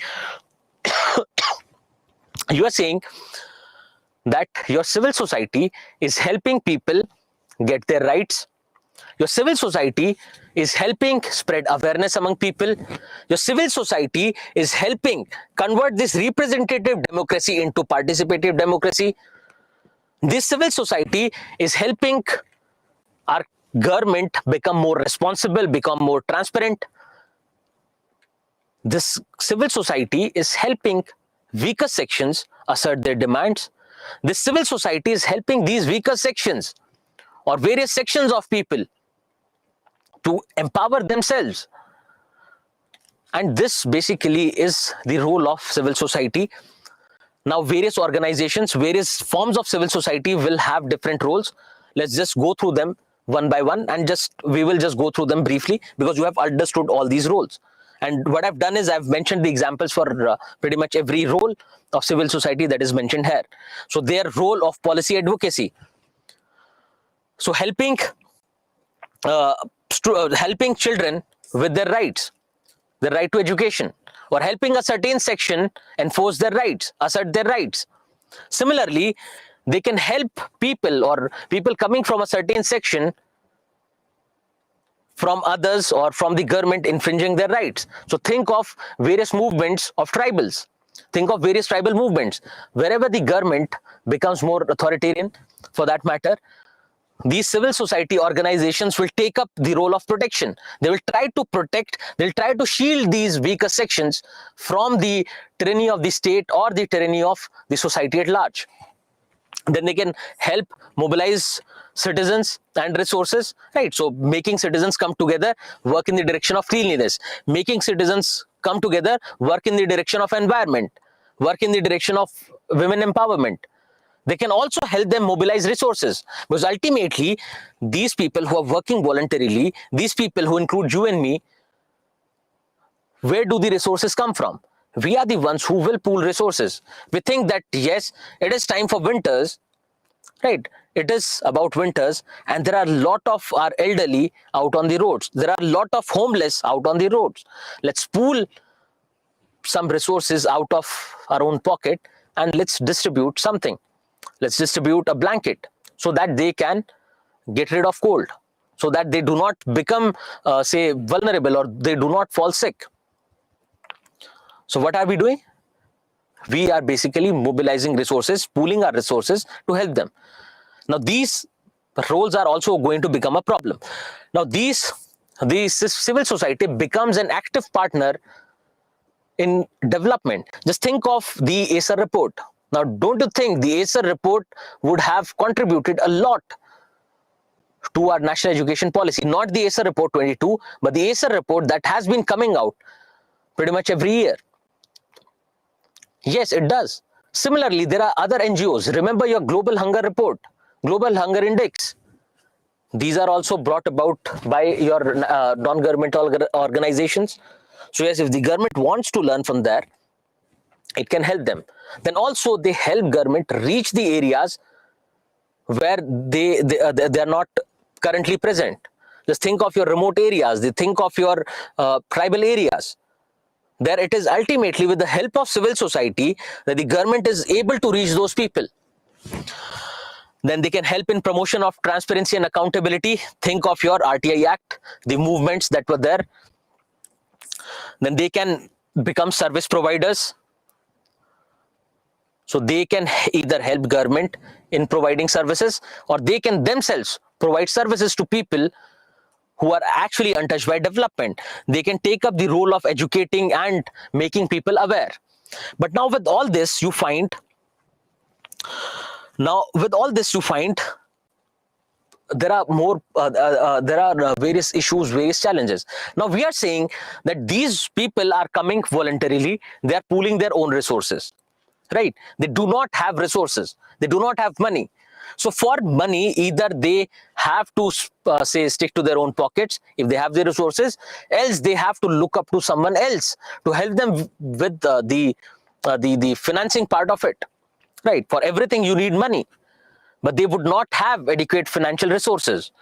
At times they will seek government's help. But if you think about this, if they take government's help, what happens to their autonomy? If they take the help of, or if they take these finances from an international organization, what happens to their autonomy? Don't you think the government or these international organizations tomorrow would say that if you do not work according to our will, we are going to stop your funding? If these civil society organizations tomorrow try to pressurize government, don't you think the government would say, please, do not, else we'll stop your funding and everything will fall apart? So this lack of financial resources become a problem. Now we are saying it is common people, it is you and me who gather or who get organized together and start working in this direction. Do we all have professional expertise? Do we all have those skills to make things work? Not really. So the training of the human resources, training of these people who are involved in these works becomes a problem. Also, if you think about these organizations, these are autonomous, these are working independently. Now they might be taking resources from people. So for example, this is an organization of 5 people, say, and one person who is more skilled, one person who is more aware or who is sharper, they say become the unsaid leader of this organization. Now this organization, all these 5 people are getting resources from the community. They go to the community, they say that ultimately we are going to help you in keeping your environment clean. Why don't you provide us with resources so that we can help you do that, right? It is ultimately for your own benefit. And the community, they start pushing in resources. Now these organizations which work independent of the government, these organizations that are working on a very basic regional level, do you think they will maintain transparency in the system, that how those funds are going to be utilized? So one, they do not have adequate financial resources. Second is, once they get these resources, they do not work transparently. They might be getting funds from some international organization. Now that international organization might be linked to some terrorist organization who can become an internal security threat in our country. Also, you find that wherever there is this interface between the civil society organizations and government, it becomes a problem. The moment these civil society organizations start interfering in the business of the state would say, please keep away. The state would say, we'll stop your funding. The state would say, the funding you are getting from the foreign organizations will be stopped. We will ban you. So whenever there is this interface between these, as long as these civil society organizations are helping the government, it is fine. But once they start getting in the way of government, once they start getting in the, start pressurizing government for something, it becomes a problem. Just think of how many farmers would have lost their lives during the farmer protest. Now it was not merely out of cold. Think of what happens during these political movements, the steps that the governments take. Just think of the NGOs and the civil society organizations who try to pressurize the government. So whenever there is going to be an interface between the state and the civil society, as long as it is in the favor of government, it is fine. But once they start challenging the government, once they start questioning the government, they would have to backstab. So yes, there can be issues related to their autonomy. There can be issues related to transparency and accountability in their functioning. There can be issues related to the competency, the skills of the professionals or the volunteers who are involved in this work. Now what we'll do is we will look at a few types of civil society organizations. I'm not saying that we are going to cover all the civil society organizations, but the basic idea is once you have understood the framework of civil society organizations, it'll be easier. It'll be easier to understand each and every kind. So we will take up a few important kinds of civil society organizations and look at their organization, look at various features, look at the issues, and then we will come up with suggestions. Right now, we're not coming up with suggestions which are easy, right? If they're not transparent and accountable, regulate them properly. Just check whether they are funded properly or not. Check whether they are able to function independently or not, right? So all these suggestions we are going to include when we look at these specific forms of civil society organizations. Let's look at your questions, and then we will take a short break and we will start discussing your non-governmental organizations after the break. So yes, your RACER report was quoted in the budget. Yes, the government takes help from these organizations, right? So an NGO in Gujarat has made tremendous work to help government control the population of street dogs, etc. Okay, great. So yes, sometimes civil societies can become a challenge or become a barrier in the process of national development, right? It can become an internal security threat, etc. So let's do one thing. After the break, we will start discussing these various forms of civil society organizations. We'll try to conclude these civil society organizations today. We'll look at a few questions related to these as in the past and a couple of practice questions. And then tomorrow we will start with the next part of our discussion that is related to evaluation of policies, that is related to design and implementation of policies. So let's take a break and meet.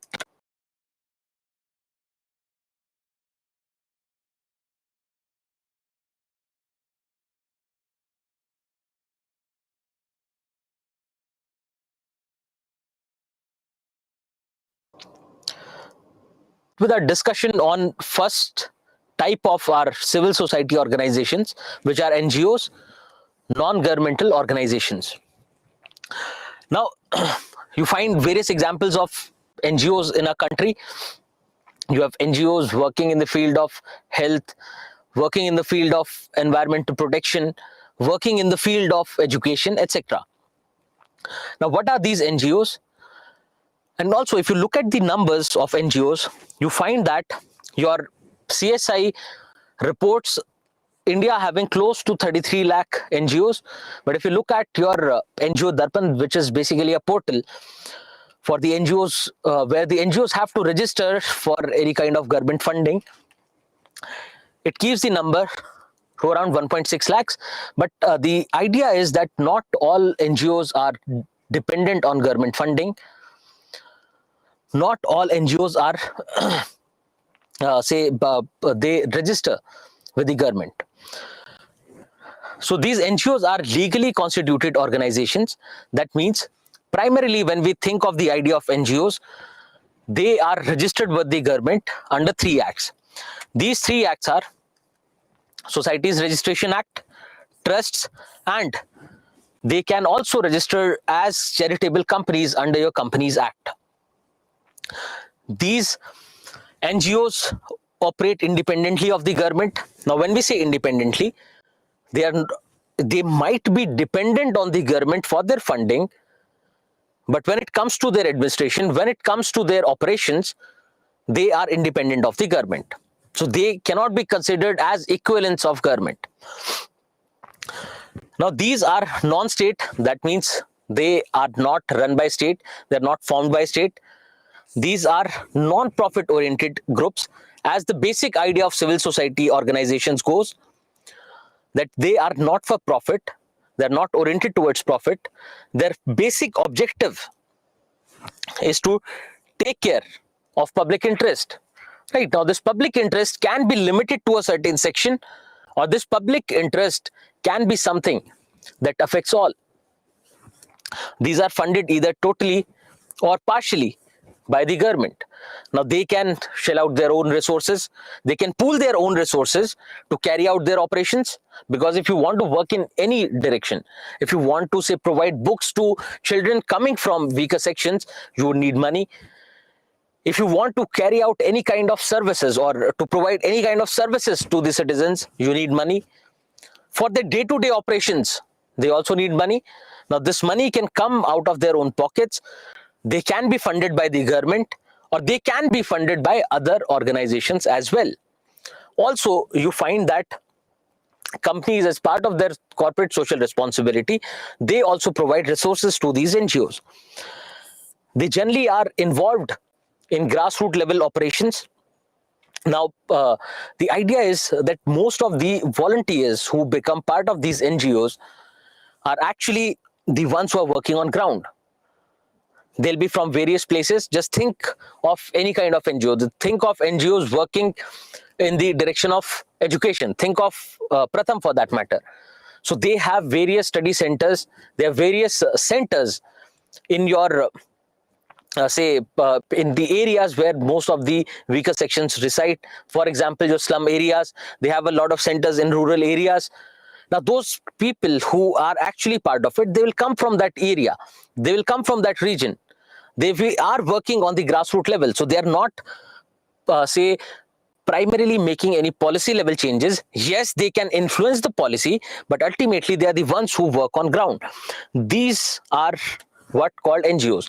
But also think about the organization of people which might not be registered with the government.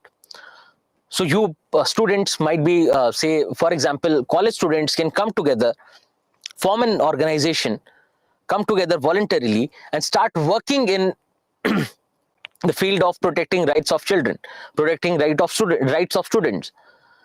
They can also be called NGOs, but not, say, the technical definition. They would not fall under the technical definition of NGOs because they are not registered, but they also work as non-governmental organizations.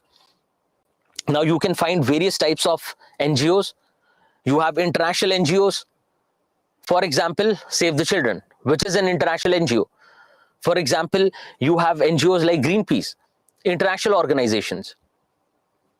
Then you can also have the NGOs which work as activists, right? So if you look at the definition or the categories of NGOs as highlighted by your World Bank, they talk about either operational NGOs which work in helping the government with design and the implementation of various development projects. Then also there can be other advocacy NGOs which influence, which make people aware about their rights, which help people assert their rights, which help people influence government policies. So there can be advocacy NGOs. Now, do not get confused between advocacy and activist NGOs. The basic idea is when it comes to activist NGOs, they are basically acting. They are taking up action in the field of these policies. So there can be NGOs who would just mobilize people to influence government policies. There can also be NGOs. There can also be NGOs who will start working, who will start acting on those things.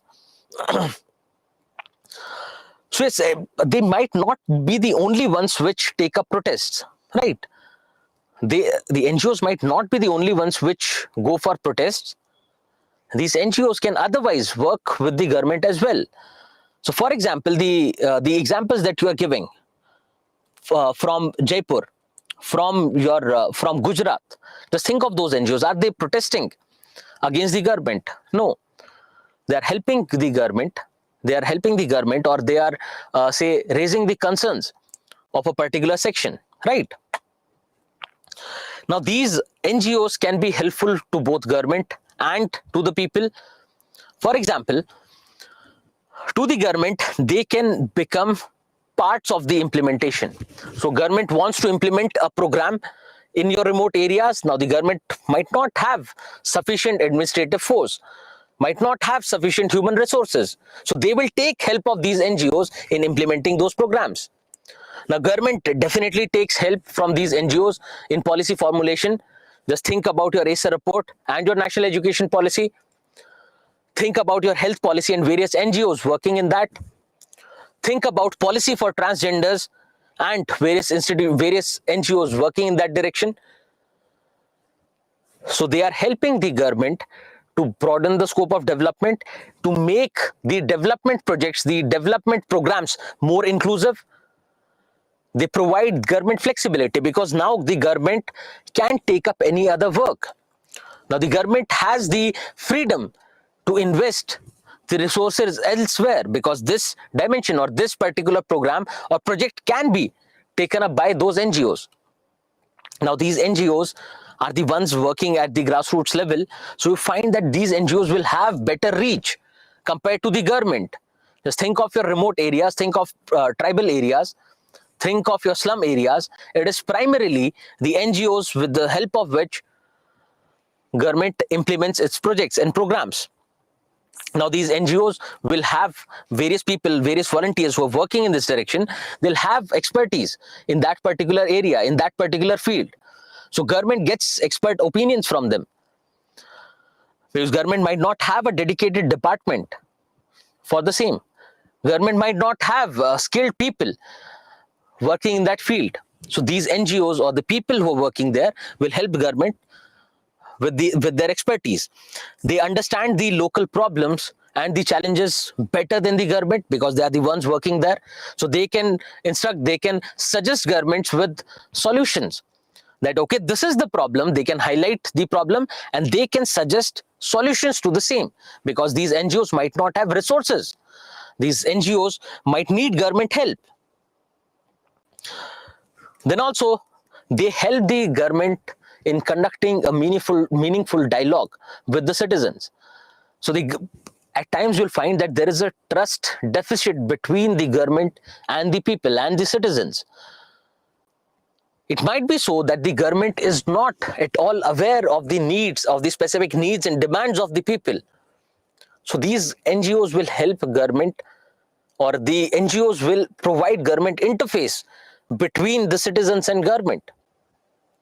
At the same time, they are helping citizens to hold the government accountable, ultimately increasing the transparency and accountability and leading to good governance. They can help people mobilize. They can help people organize themselves to take up any kind of constructive work. They can help people in building capacity. They can skill people, right? So you will find NGOs working. For example, just take example of NGOs and self-help groups who were there, of which you'll find example, and I'll share in the future. So we find that those NGOs helped women develop skills. Those NGOs helped various self-help groups of women take up this task of manufacturing your masks during COVID. Now it is helpful to the government because they are helping with the supply of these masks that were required at that point of time, and which we had a shortage. And then also they're helping those self-help groups, they're helping those women to get to empower themselves, right? So empower themselves economically and ultimately socially and politically as well. They help these citizens to facilitate any kind of service delivery. So it can be related to your skills. It can be, say, your legal services that they provide, right? So they provide legal services to people who cannot afford these legal proceedings, because legal proceedings at times can have a lot of cost, right? So these groups of lawyers who form an NGO, and they start helping people coming from weaker sections, and hence making this legal process or making these legal services affordable and accessible to people. Then it is an effective non-political link between people and the government. Just think about this. If you think of the relationship between government and people, mostly it is either of citizens and service providers, the government providing services to citizens. It can be as a matter of representation, but it can have a political overtone. It can have a political overtone. So these NGOs can act as neutral agents. But with this, as you already are, say, suggesting, there can be various problems, various issues related to these NGOs. So at times, they might not have sufficient resources because they are dependent on their financial resources, either on people or the government or any other organization. So the funding, the financial aspect can become a problem. Then the volunteers who are working might not be professional. They might not have skills. Then the NGO in itself, within its structure, might be facing issues related to transparency and accountability. Then these NGOs, if they are funded by any kind of unsocial, anti-national elements, they can lead to an internal security issue in the future. Similarly, whenever there is an interface between, when you look at the negative interface between NGOs and government, you might find that the government goes on banning these NGOs on various grounds, right? They can say that you're not being transparent in your operations. Your sources of funding have not been declared properly. You're working towards anti-national activities. So the government, civil society, or rather NGO interface can become a problem. Now you'll find you have various small NGOs. Yes, so the idea of FCRA. Okay, so let's come back to funding once. So these NGOs can get funded by international organizations, international contributors. To regulate that, the government has your Foreign Contribution Regulation Act, under which you have various provisions which you can go through here. Now these, I believe that these have already been discussed in your economy lectures. But to think about this, so the problem can be these foreign contributors might be working for some ulterior motive, might be mobilizing people against the government, might have a negative role to play. Then also, if the government feels without without any proper proofs, the government might feel that this NGO is becoming a problem with our image, because this NGO is highlighting issues which shows government in a poor light. So with that, this FCRA, this Foreign Contribution Regulation Act, can be used in a negative sense. And you are given an example of banning a lot of NGOs under the provisions of FCRA. So what you do is, rather than we taking up all the aspects of FCRA, it has been discussed, and also I've provided this link for FCRA, and you can just go through this and you'll find all the provisions of FCRA and the critical analysis in one place, right? So if at all a question is asked from this dimension, you will be able to answer. Coming back, for these limited resources, now these limited resources can be your limited financial resources. These limited resources can be your limited human resources, which can become a problem in their functioning. Also, you'll find there are various small NGOs, and that your Central Statistical Institute puts the number at 33 lakh. So there are various small NGOs working in the same direction, working in the same field, and there is no collaboration amongst them. So which can become a problem. Why? Because they are basically redoing the work that has already been done by someone else, which has already been done by another organization. It can be beneficial in the sense that these smaller NGOs will have better reach. These smaller NGOs will be working on grassroots level. But think of creating an apex organization, an umbrella organization for each and every dimension. So for example, all the NGOs working in the direction of health, nutrition, etc., if they start working together, if they start collaborating together, if they start sharing their resources, pooling their resources, they can actually work better. So which basically is a suggestion. And also, you might think that what happens to the smaller NGOs? Because ultimately, if you think about this, there are various small NGOs who come together, start collaborating. Now they are working under this apex organization, which can basically regulate their functioning, which can suggest that rather than redoing something, let's take up a different task. So the problems related to nutrition are solved. Let's take up the issue related to the communicable diseases that are happening right now. But ultimately, these NGOs stay at the grassroots level. Even with an apex organization, it will not become a problem. It will not become a problem with their reach. So these smaller NGOs do not have any coordination. They do not have any apex organization to organize their work. Then if you think at this, at times they do not work transparently, as already highlighted. So people have gathered their resources, pooled their resources, but they are not working with transparency as to how those resources have been utilized. So the way we talk about issues related to transparency in government, those can be extended to these NGOs as well. Now, if you are relying on someone else for your funding, if you're relying on, say, the government or some foreign institution or people, you'll find that your autonomy, your independence will be curbed, will be something that might become a problem, because then ultimately you would have to heed to what they say, else they will take back their funding. Then it can become an internal security threat, in the sense that there can be NGOs which might be funded by such organizations, which can ultimately lead to various kinds of incidents happening in the country.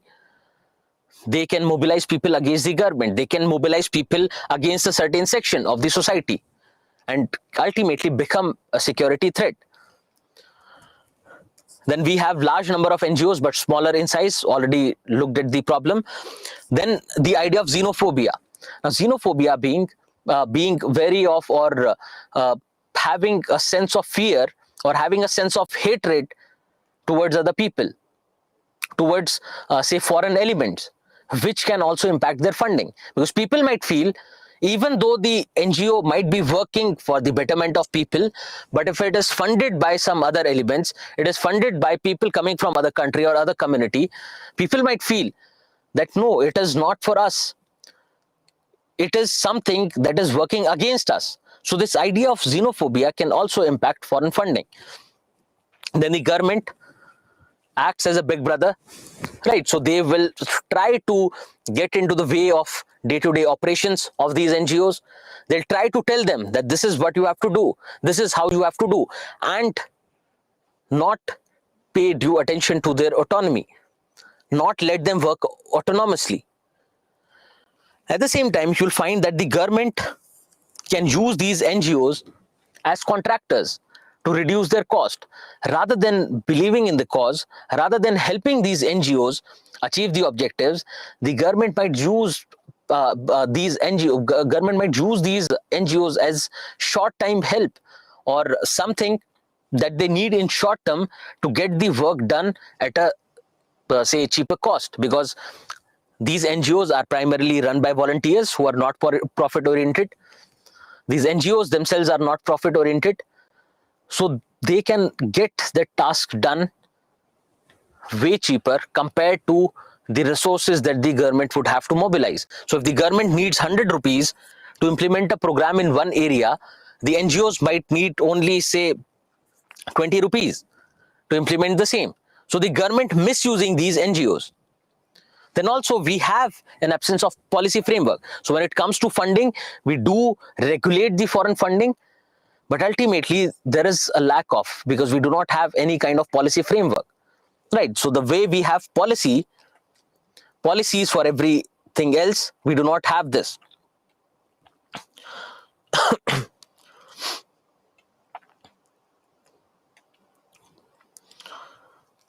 So yes, Abhishek, you're saying that we have this apex body, but we are talking more in terms of umbrella organizations for these NGOs who can help them channelize their resources in a better way. And also, if we do not have a proper policy framework, what can the apex organization do?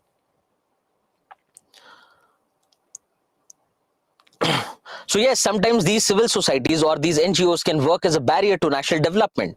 Absolutely, yes. So that has been highlighted. That has been highlighted in form of your security threat.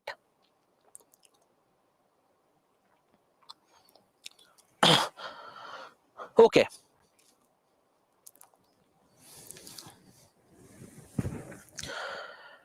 Then you think of the way forward. And apart from this, there can be challenges related to the human resources that has already been highlighted, right? So these professionals who are working there might not be skilled enough. What can be the say what can be the way forward. How can we make these challenges? How can we make these challenges disappear?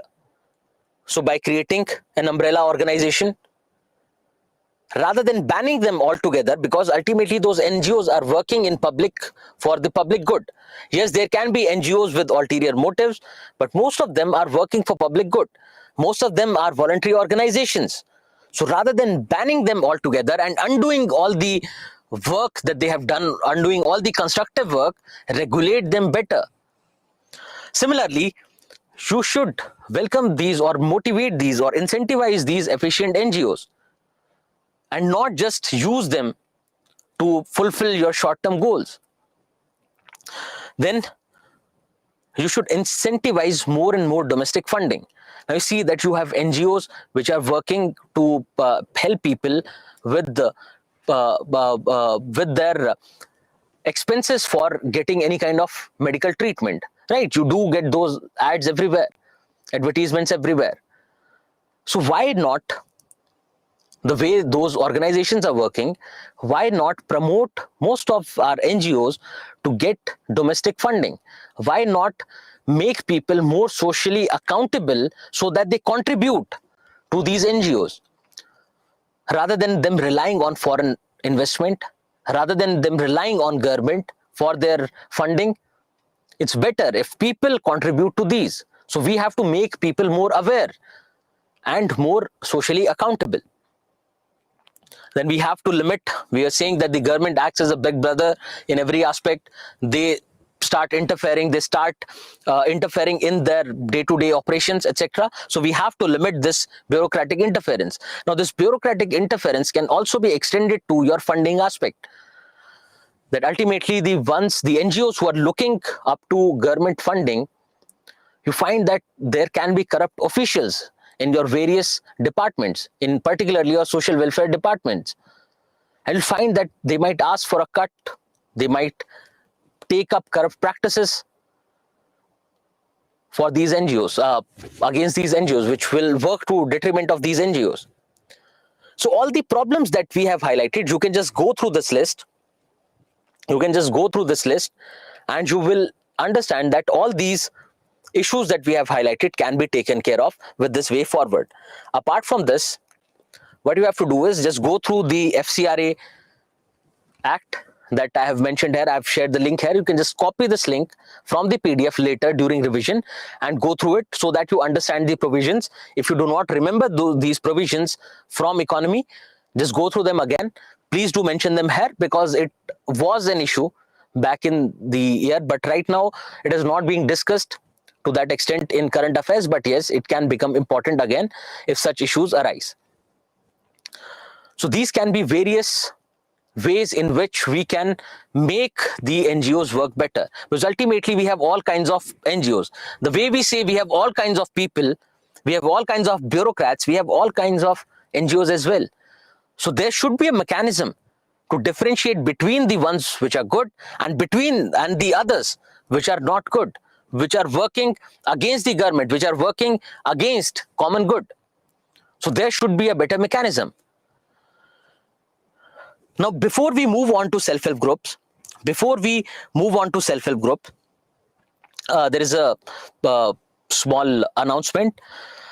The recordings that were available, previously the recordings were available at any time. But now all these classes, all these live classes that happen today, the recordings would not be available after a week. So if you are going through this live class today, yes, for a week you can download, watch this recording, but after a week it'll go away from the app. And also the older recordings of the videos that were available on the app will also go away after your 28th of August. So if you have anything pending, so there is a possibility you might have missed a class in the past. So if you have missed a class and you have kept that recording so that you can watch it later, just go through it before 28th of August. Now the simple idea is self-discipline, because we find that even though it is one of the most important traits, but we find that because of the availability of recordings, we think that yes, we will watch this tomorrow, we'll watch this day after, but that day never comes. Similarly, if you miss your newspaper one day, you find that the newspaper will be lying on your shelf, on your study table for days. And also, if you look at the live class recordings, the live classes are beneficial as long as you are sitting in the class, because you already have the other recordings, right? Already have the other recorded lectures. So to have this sense of self-discipline among students, we are going with this step. And also we have looked into the data that close to 85% of the students watch recordings, if any, within that week itself. So please be prepared that these recordings would not be available after 28th. No, the PPTs and every other content will be available, only the recordings will not be made available. So all the downloaded videos will also go away after 28th of August.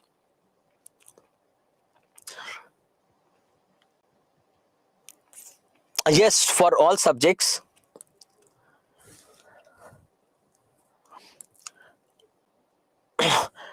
See, just think about this. Were these recordings available last year? No. If you take up any kind of live classes, are they available to watch later? Again, no. But if you by any chance, if you miss a recording, if you miss a live class for some health related or any other emergency, these will be available to be watched within a week, right? So let's be more disciplined. Let's take up these classes when they are actually conducted, because mostly you'll find that they'll go on piling up, and we will never get time to watch them.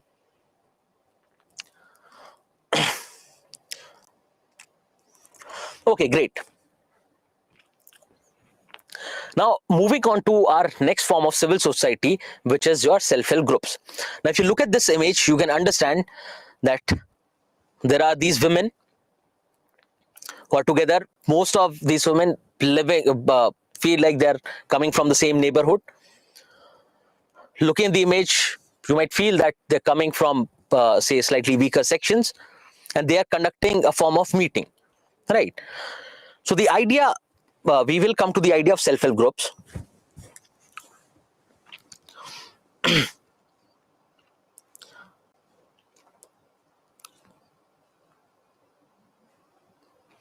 See, what I'm saying is, you do have your recorded lectures, the other tablet videos, which are available on the app, right? You can definitely watch those videos. It's not that every content is going away. It is only the live classes. Just think about this. What is the purpose of live classes? Don't you think the live classes have to be attended when they are actually going live? So if you ever missed a class in your school or college, was it repeated for you? No. And now you see that compared to your school and colleges, you need more and more discipline here. Because ultimately, it is for your benefit. It is not, say, think of me, it is not going to benefit me in any way if these classes are available or not. The only idea is, just think about this. I go on vouching for writing weekly tests. I go on vouching for writing your answers on a daily basis. But how many of you actually do that? You're not. Why? Because there is no self-discipline. And with our experience, we know that without discipline, without sincerity, without consistency, no one's going anywhere. It is not going to get you anywhere. When it comes to civil services examination, it might be helpful in some other thing, but when it comes to civil services examination, it is one of the most important, say, trait that you need to have. Okay, so please try to understand, it is for your own benefit. It is not going to benefit us in any way. The data remains the same, everything remains the same. It is ultimately meant for you. You still have a flexibility of a week. So if you miss a class today, why not go through it within the week? It'll help you to have the discipline to revise as well. So it'll help you creating your notes, because right now what happens is, okay, let's watch the class, and maybe after a month or so, we will create our notes. We will write down our notes. We will understand whatever is left behind. But now you would have to make sure that within this week, I have to revise Within this week, I have to clear all my doubts, all my concepts. So ultimately, it is going to help you, right? Okay, coming back to self-help groups.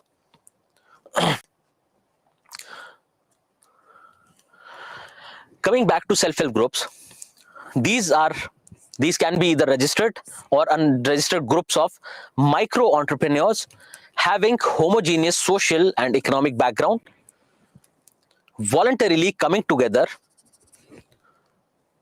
to save small amounts regularly. They mutually agree to contribute to a common fund and meet their requirements, any kind of needs, on mutual help basis. Now just think about this.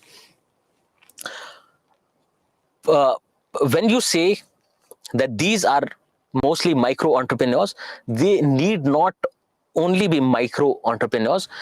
Just think of women from a locality coming together just to inculcate a spirit of saving, a habit of saving, or maybe to start a small business.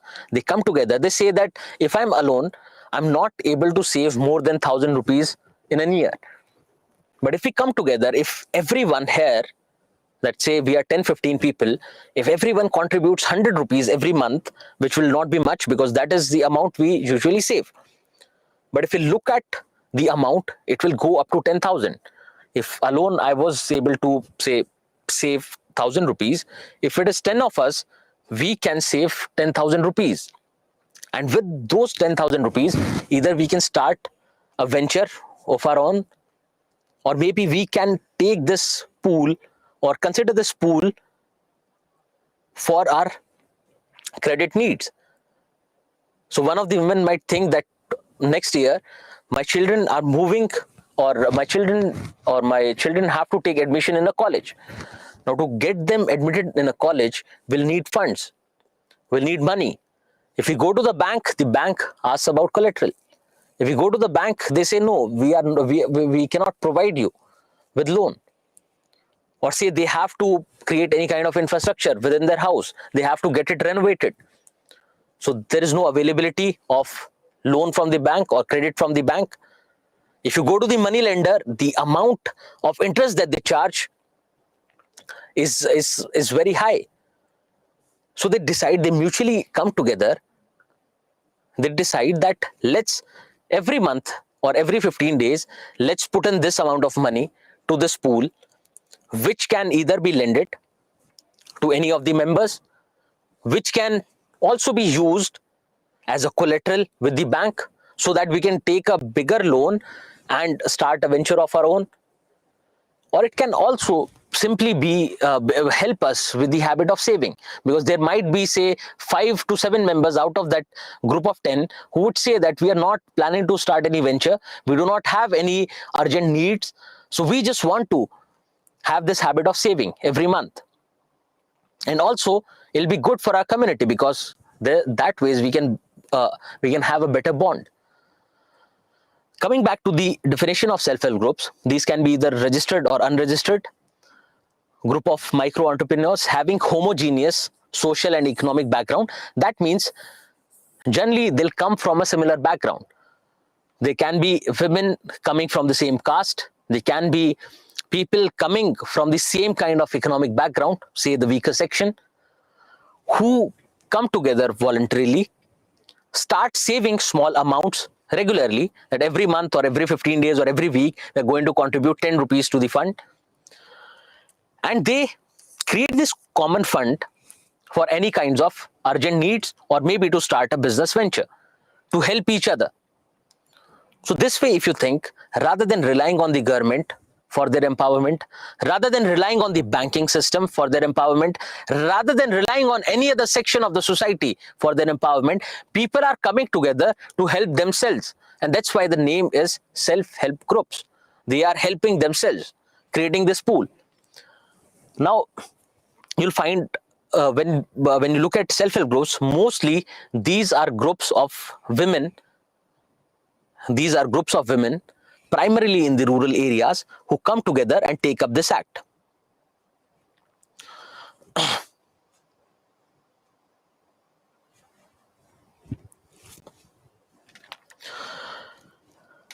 Now, you think what can be the benefits of it. Just think about what can be the benefits of it. Benefits of these SHGs. So one is they have now cheap availability of credit. Second, if they are trying to help each other, just think of the cooperation and collaboration they'll have in each and every aspect. And when we are saying that these are primarily groups of women, it will lead to women empowerment. Then the burden or the responsibility of empowering these sections is now shifted on the people themselves. They are going to help themselves. Also, they can use that money that they have gathered as a fund. They can use this pool, they can use this fund to keep as a collateral with the bank, and the banks will provide them loan with which they can start any kind of activity, which money can be used for any other purpose. And also, because that fund does not belong to any individual, it belongs to the group. Now this group will actually have a subtle pressure on the individual to whom that money is allocated, or the person who has taken that credit, to repay that loan on time. Because as an individual, you might not have the discipline, you might not be sincere about fulfilling or about repaying your loan. But once you become a member of the group, there'll be a subtle pressure that I have to repay the loan. So in this sense, it can become an advantage to everyone. So these self-help groups can lead to empowerment of various socio-economically weaker sections.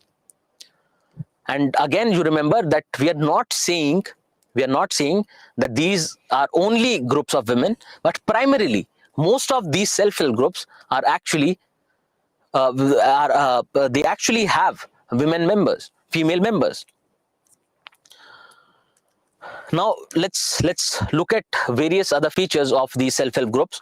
So I hope you have understood the idea, right? If most of you might be coming from urban areas, so you might not be able to relate, because primarily these are based in rural areas. So if you look at your say people, or say mostly your businessmen, small businessmen, what they'll do is they'll start contributing this money. They 5 or 10 of them will come together, they start contributing equal money, or say 100 rupees, 500 rupees, 1000 rupees every month. They start putting it in a fund, and any of the businessmen, say for the sake of expansion, for any other urgent need, if they need that money, they can take this money as credit from the group.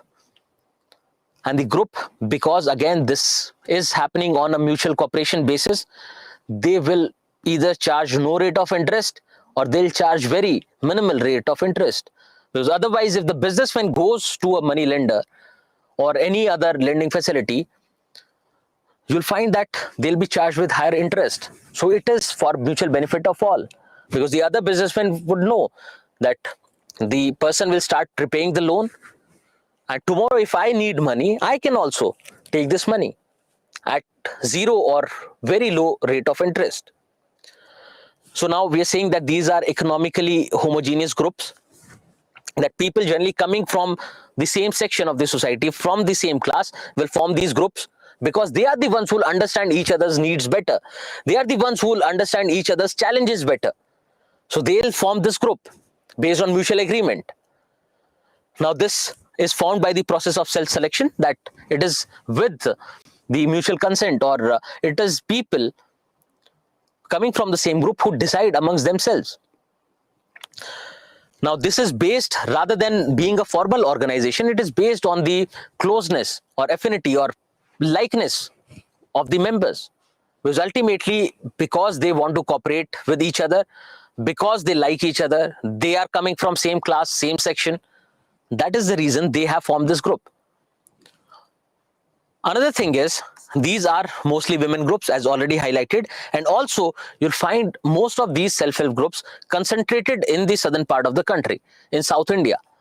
Mostly women group concentrated in southern part of the country. The size is generally between 10 to 20. Yes, there can be bigger, larger self-help groups. So someone was suggesting about Seva.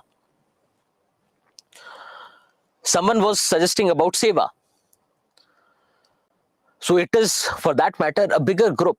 But generally, you'll find the size to be between 10 to 20, because ultimately they should be the ones who are living in the vicinity. They should be the ones who are living in that area. And if you think about it, they should be conducting regular meetings, because the bank say if they want to take credit from bank, the bank says they look into these records, that how frequently are they conducting those meetings, are all the members joining those meetings or not, whether they are keeping the minutes of the meetings, whether they are maintaining any kind of credit that has been given to any member. They should be maintaining records for that. So the banks look into all these aspects, because why would otherwise bank lend, say, 100 rupees for a 10 rupee fund? If you have contributed to the fund and the entire corpus comes up to 10 rupees, why would the bank want to lend more money? The bank looks into all these aspects apart from the pool. And you find that these self-help groups have actually better record of repaying the debt compared to your regular banking facility, compared to your other businesses and individuals. And that data has been included. Afterwards, I'll show you.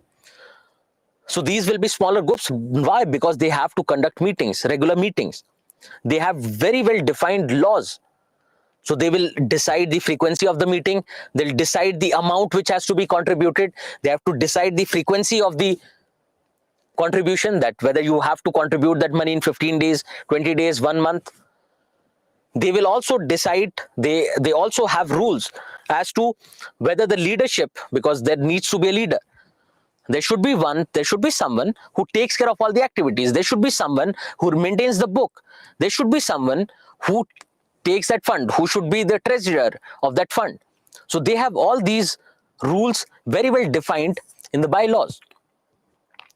So if they have to conduct regular meetings, they should be coming from the same area. Now, these institutions are again independent of the government. They are self-managed institutions. They take all the decisions together, right? So they deliberate, they discuss amongst themselves and take these decisions for that matter. Now, just think about what can be the problems. Just think about what can be the problems with all this. Just think of problems on the level of operations of these self-help groups. Think about the problems related to the members, because we are saying primarily these are female members. See, funding can become a problem because there might be a possibility that they are not able to contribute in time. Yes, they're working on a very small scale. Then also, Jhansi is saying that there can be ego clashes. So think about this. Say from the same village, there are women who come together. Now these people are, or these women are from the same class, from the same section, same economic section, but they are from different castes. So because there might be issues, there can be issues which arise out of the differences in caste. Yes, there can be quarrels among them. Then also, if you think about bookkeeping, think of rural women. Think of rural women. Do you think that everyone might have expertise to keep the records? It might happen that one of the members of the group might have these skills and they take up all the charge, or they take up all the responsibility. And it can happen so that in the future, they might actually overpower all the other members. Then they start taking all the decisions by themselves, because all the other women, they are not educated, they are not literate. And they might misuse this group. They might misuse those funds. Then the treasurer who has all the funds might escape, might abscond. They might take all the money, they might take credit from bank and then escape.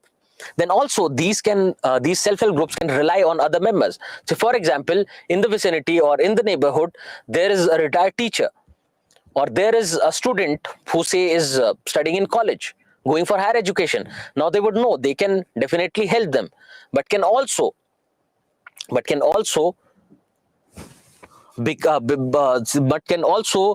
say misuse those funds, or may take advantage out of the innocence of these people, of the group members.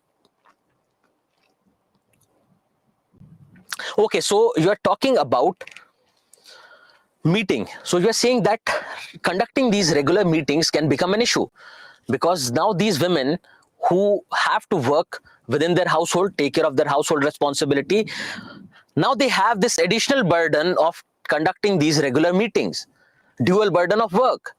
Then the household or the family of that member can actually stop them from doing this. So it might happen so that within next 1.5 year, the SHG becomes a success. The women together start a small business and it takes a good turn. It takes a positive turn, and the family members, or particularly the husband, can become jealous that how is it that she is earning more than me, and they can stop them from taking or becoming a part of that self-help group. It can also lead to domestic violence, etc. Okay, so non-cooperation from family, then any issue that arises in community can become a part of it.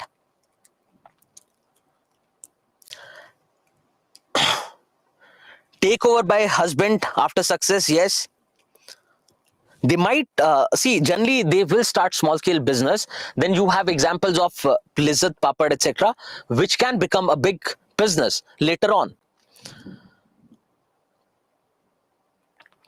Okay, then also if they are taking credit from bank, someone might default on the on repaying part, right? Someone might default. There can be NPAs there as well. Even though we are saying the NPAs, non-performing assets, are way less compared to our regular banking system, but yes, there definitely are non-performing assets. Okay, so just think about the features and think about the problems first. So we have already looked at a few of these challenges. Now you remember that there are a lot of NGOs and banks who start these self-help groups, because even banks have to fulfill the criteria of priority lending. So these banks also start that. NGOs also start these self-help groups. Now even the governments will start having a competition amongst themselves, that see, we have so many number of NGOs, and this has happened in the past. So rather than looking at the objective of these self-help groups, the governments might get fixated and might approach these self-help groups in a target-based manner, in a targeted approach. There can be bureaucratic hurdles that these SHGs can face. There can be intervention from the government. These SHGs can become politicized later. With the benefit is, yes, the women are getting socially, economically empowered. That we will come to. But to think of other problems, that these self-help groups might get politicized. These self-help groups can be used by certain individuals for ulterior motives. These SHGs, at times you find that they are not able to, these members are not able to contribute on a regular basis, and you find that it can become a problem later. That these SHGs, yes, they'll be formed, but they would not sustain. And you have a problem of these SHGs not being able to sustain because of the funding aspect. So similarly, all the other issues have been mentioned. Now, just remember this, the way we have arranged it, we're talking about various issues related to SHGs. Now, these issues can come from the society. These issues can be related to women. These issues can be political and administrative in nature. These issues can be related to lack of skills in these women. So these problems can come from various aspects. Now, why I'm saying this, you already find a question in the past which was asked on a specific dimension, that is role of women. If you remember, in role of women, I had shown you a question which was talking about the role of self-help groups in women empowerment. And what are the challenges, right? So yes, we can see that these can lead to women empowerment, but what can be the challenges? So they can ask a question on a specific dimension. So please just go through these challenges, and there's nothing that you would not be able to understand. With the basic discussion we had, and we will discuss that question, do not worry about it, we will discuss that question. All these aspects that we have discussed are mentioned there, and maybe a couple more. So if you think of spread of SHGs, if it might be mentioned somewhere, the spread of SHGs, you find that mostly These SHGs are there in your urban, in your rural areas. So you find a lack of spread in your urban and semi-urban areas. Then your southern states have more number of SHGs compared to your northern states.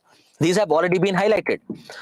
Now coming back to the objective. So we have already discussed why it can help these weaker sections to empower themselves.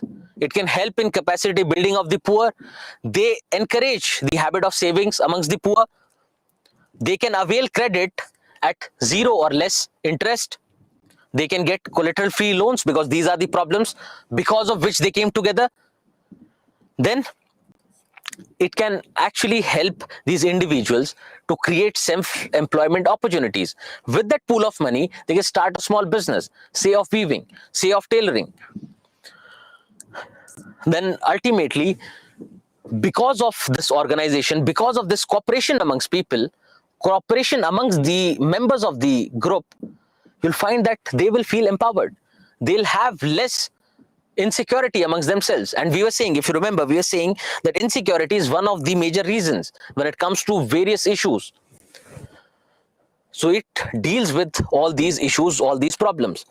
So benefits in the economic in the economic dimension, you can think of economic empowerment of women, economic empowerment of weaker sections, getting loan at a cheaper rate, and also you find that the repayment rates are very high. They're more than, say, 90% in your southern states. Now again, government is basically shifting the responsibility on the people, on these sections themselves, so that they take care of themselves. Rather than government providing microfinances, rather than banks providing these finances, let people help themselves. It ultimately helps these individuals enhance the contribution to their household income. Yes, so it will help them become more financially independent. Then socio-cultural benefits can be, now the people coming from weaker sections, what we were saying, that these are people who are powerless, who do not have any political power, who do not have any say in the society, who do not have any say within the family. So the economic empowerment of these people will give them a voice within their family, within the society.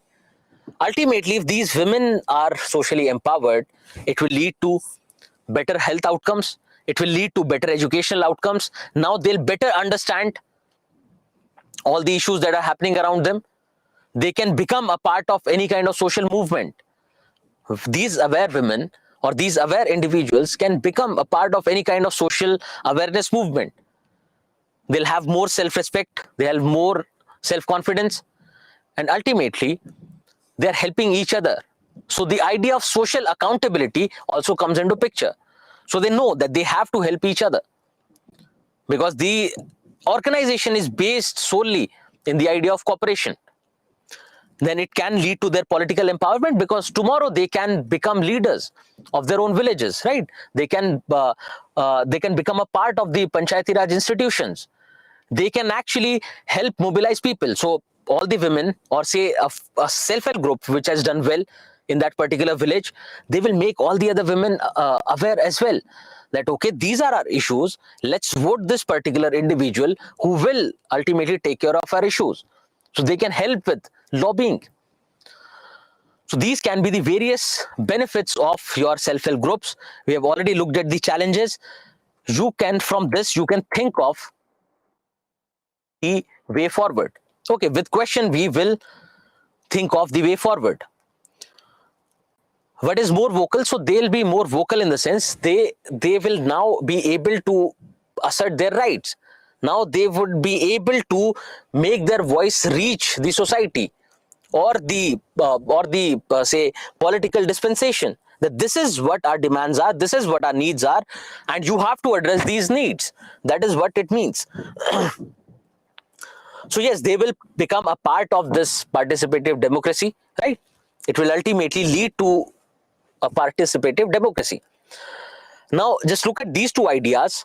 Just look at these two ideas, that promotion of these self-help groups can be seen as responsibility shifting by the government. As we are saying that rather than government empowering these groups or government helping these weaker sections, they are becoming responsible for their own empowerment, for their own betterment. So which is in a way a good idea, but also it reflects poorly on the government in the sense that the government is not contributing or is not helping the weaker sections. And rather than helping them, it is shifting the responsibility on them. But it is a good means to empower. And if you remember, when we were talking about development and empowerment, we were looking at a few differences. Now, development means development of all. It is mostly top down. But when we think of empowerment, it is bottom up. So the individuals are empowering themselves. The individuals are empowering the community. The individuals are responsible for their own betterment and for the betterment of the entire society. That is what the difference is. So even though it might look like responsibility shifting by the government, but it is ultimately better. So the way you find that when it comes to your education, ultimately the responsibility lies with you. We can fulfill our responsibility of teaching you, providing you with content. Ultimately, the responsibility lies with you, whether you will practice or not, whether you will improve based on the suggestions provided by us or not, which is better for you, because ultimately you should be in charge of your own life.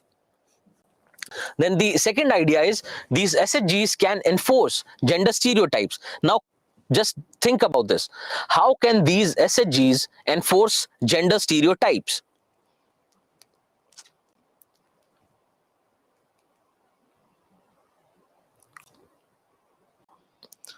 Individuals or political leaders in the community who might use these successful SHGs for their own betterment.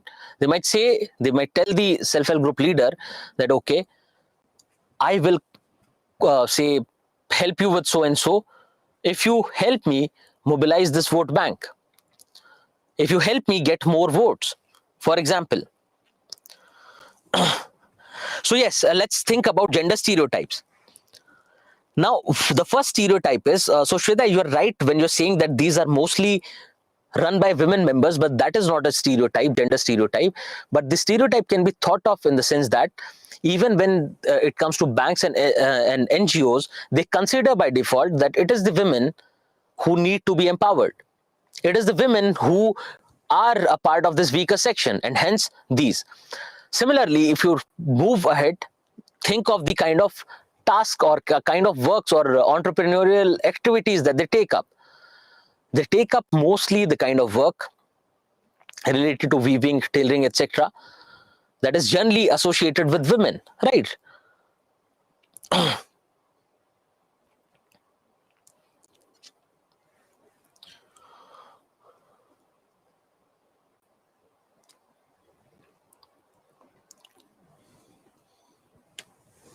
Okay, so just think about this. See, they consist of women members is a good thing. It is not directly about enforcing any kind of gender stereotype, but the gender stereotype is considering these women to be weak, considering that women are weaker, and hence we need more women self-help groups, and also the kind of activities that they take up.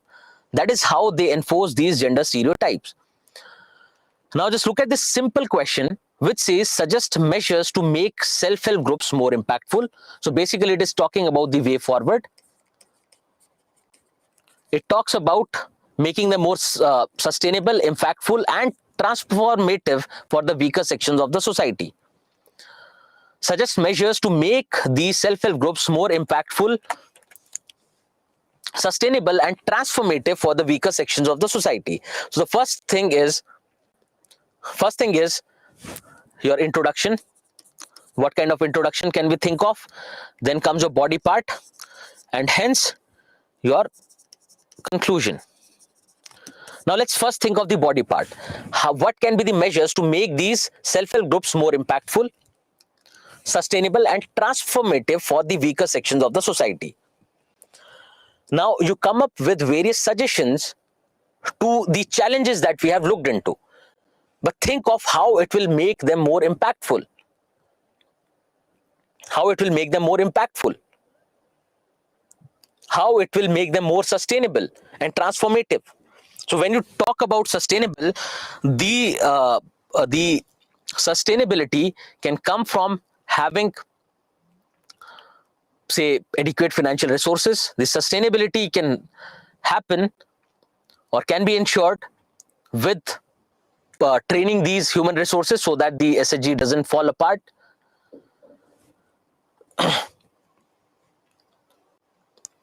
Okay, capacity building of the individuals or the members of the SHGs. Now think of the role that your NGOs and other civil society organizations can play in capacity building, right? Then the government can also help in the capacity building. Great.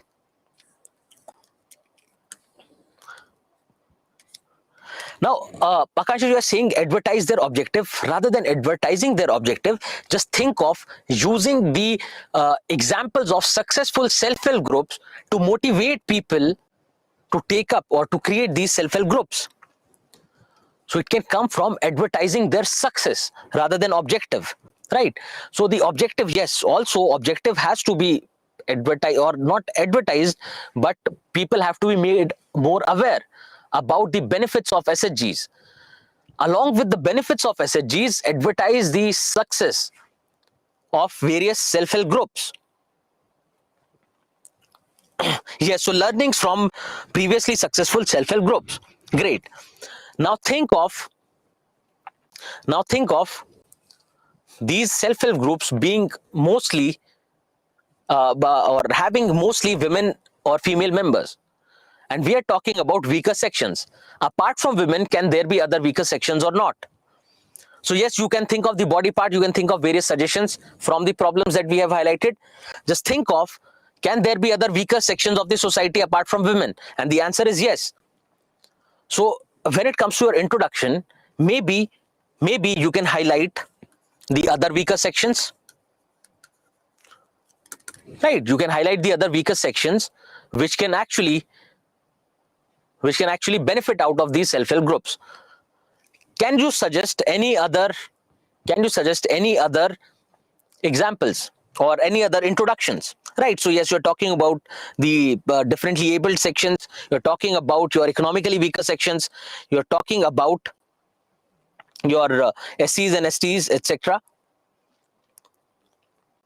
So yes, great. So Santosh is coming back with a suggestion and saying that the government, and rather than government, you can just think of the roles your civil society itself can play to help these SHGs who are taking up any kind of entrepreneurial activity to advertise, to promote their product.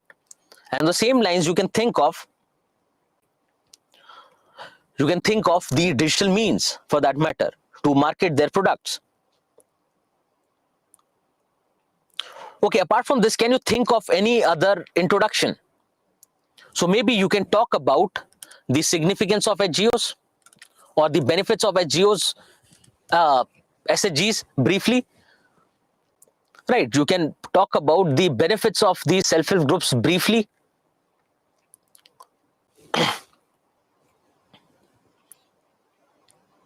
So yes, Pyle is suggesting that maybe we can think of how we can use these self-help groups for the welfare of society.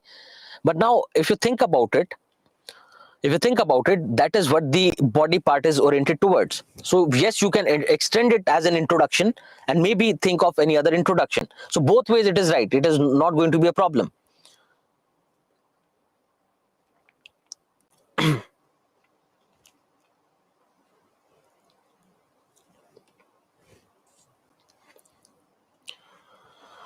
Okay, so Ambesh is talking about why SHGs are popular only in rural areas and not in urban areas, and how we can popularize them in urban areas. So maybe we can think of the challenges.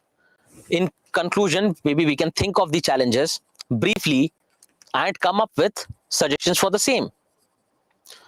Come up with suggestions, right? Consolidate all these suggestions in one place. Right, so those suggestions will range from your so how you can improve the status of women, right? Because ultimately, if the women are not if the women are not being allowed by the family to conduct these meetings or to take up the self-help group related work, how would it help? So you can just think of various dimensions of the challenges and these solutions to the same. Now let's look at another question that has been asked in the past.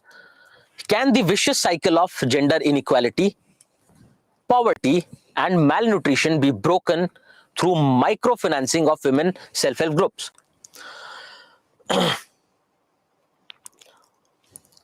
Can the vicious cycle of gender inequality, poverty, and malnutrition be broken through microfinancing of women self-help groups? And we have to explain with examples.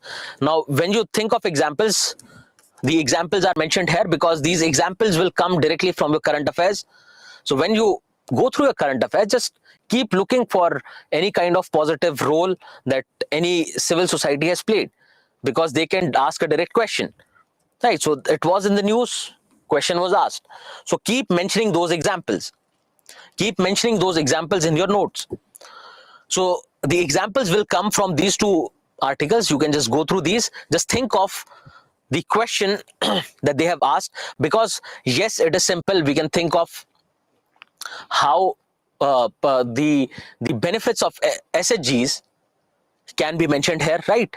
In all these three directions. But they are talking about the vicious cycle. They're talking about the vicious cycle. So it is better. The best part is, rather than thinking of any other introduction, you can think of explaining this vicious cycle briefly, explaining these vicious cycles briefly in the introduction. Because just think about it. Just think about it.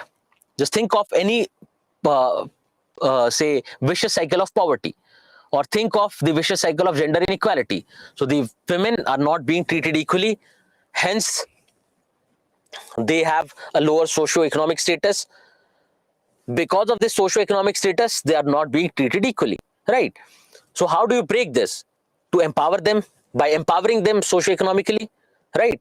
So their empowerment will ultimately break this vicious cycle of gender inequality.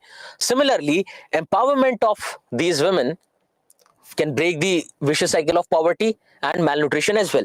So I think we have discussed all these things with women, with poverty, with malnutrition, so should not be a problem. But the introduction can be limited to explaining these vicious cycles, and then your body part will talk about how you can break this vicious cycle using these SHGs. So just please suggest. It is not as complicated a question that it might seem, it might look like. It is a fairly simple question. Just please suggest if you can write this answer, because I would want you to write this answer. There are other questions to which I have provided the solution. Can you write this answer? Okay, because this, to write this answer, you should have good writing skills, for that matter. Should have good writing skills. Okay, so for the ones who have not understood, the question is asking you to explain the role of women SHGs, to explain the role of women SHGs in women empowerment and hence in tackling these problems, to helping these sections come out of these vicious cycles.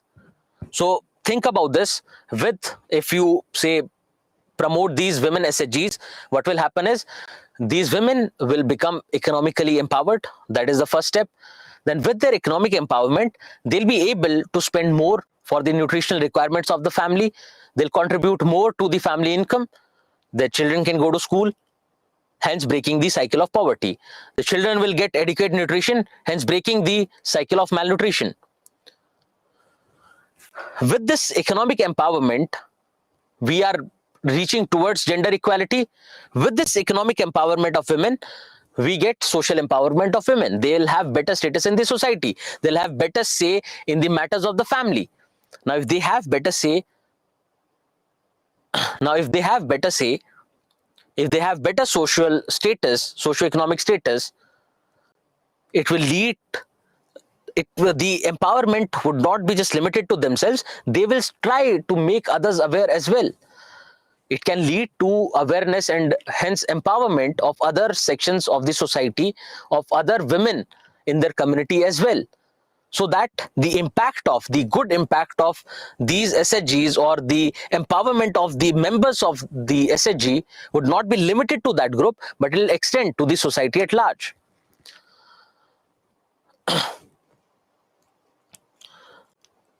How to confine this introduction within 2 to 3 lines? The examples can be taken up from these articles. The examples can be taken up from these articles. Just go through these articles, you'll get the examples. Okay, so one question is that how to confine this introduction within 2 to 3 lines. Now just think about this. All these aspects are related with each other. Gender inequality can lead to a problem of malnutrition. Gender inequality can lead to feminization of poverty, etc. But we do not have to limit it to women. Gender inequality is just one aspect of it. So what you have to do is you have to portray within 2, 3, 4 lines maximum that how the microfinancing of SHGs, of women SHGs, can lead to women empowerment. So you can say that the say microfinancing these women SHGs can lead to socio-economic empowerment of the women. So socio-economic empowerment directly implies that the gender inequality gap is reducing. Similarly, in the next line, you can talk about how these women with better resources, or how the members of this group can contribute to the family income, and with better family income, with better household income, they can come out of the cycle of poverty. They can help with more awareness, and with more resources, they can invest adequately on malnutrition.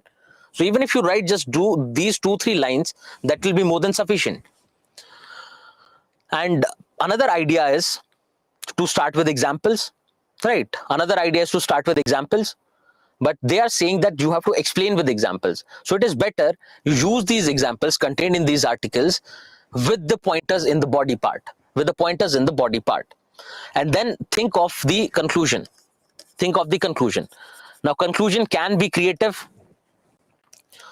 right? Conclusion can be creative. Can you think, okay, so Abhishek is saying SHGs can work to elevate various issues of women,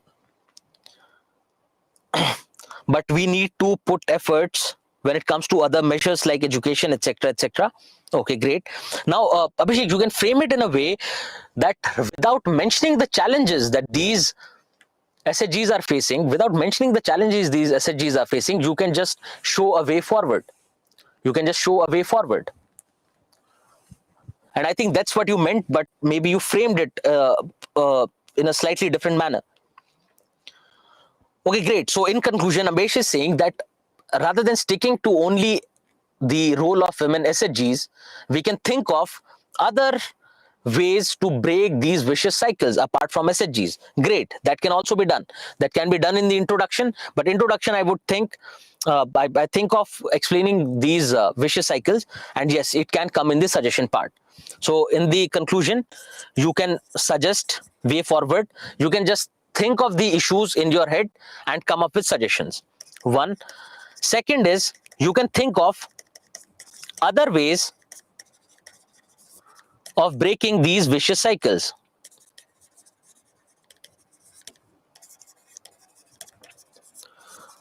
And that will be enough to conclude your answer.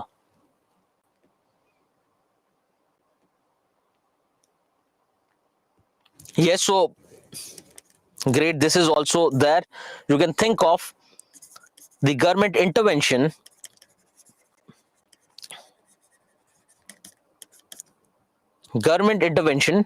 to microfinance SHGs. Great. Or yes, Vaishnav is saying that we can think of other benefits apart from breaking of these vicious cycles.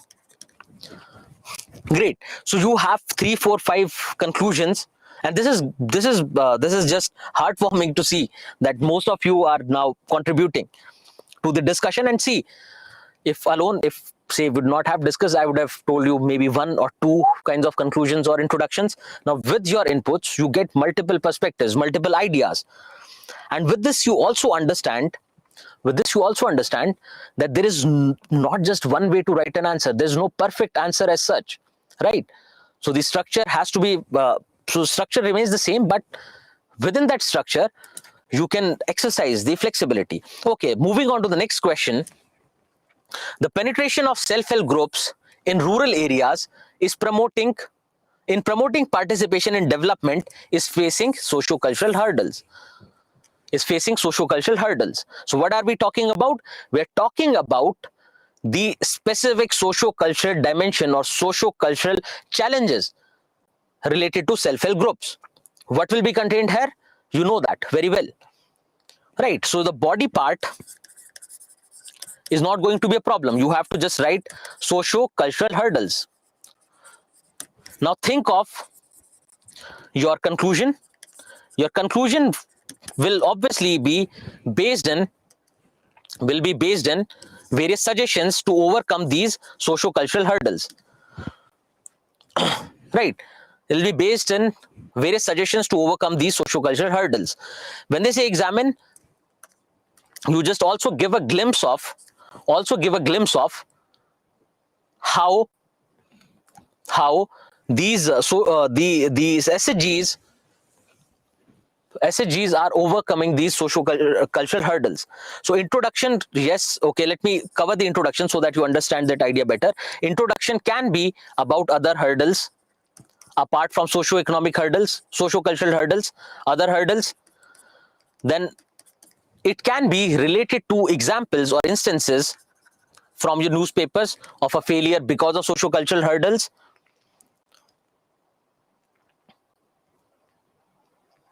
Okay, that is fine. Now come back to the body part. So one thing is that we know that self-help groups are facing other hurdles as well apart from socio-cultural. Also, what we have to think about is that because of various socio-cultural factors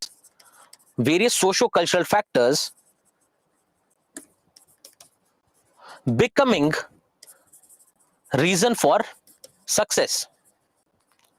Various socio-cultural factors becoming a reason for the success of these SHGs. You just give a glimpse of it. In your body part. Now, what can be socio-cultural factors? Now, these SHGs, the hurdles that they can face is about your gender-based discrimination. Various socio-cultural hurdles can be extended to caste, that people coming from different caste, it can become a hurdle. The mindset of the society, the patriarchal setup, etc. All these things are covered, which we have discussed. Now think of various socio-cultural factors which, rather than becoming a hurdle, are becoming a reason for their success.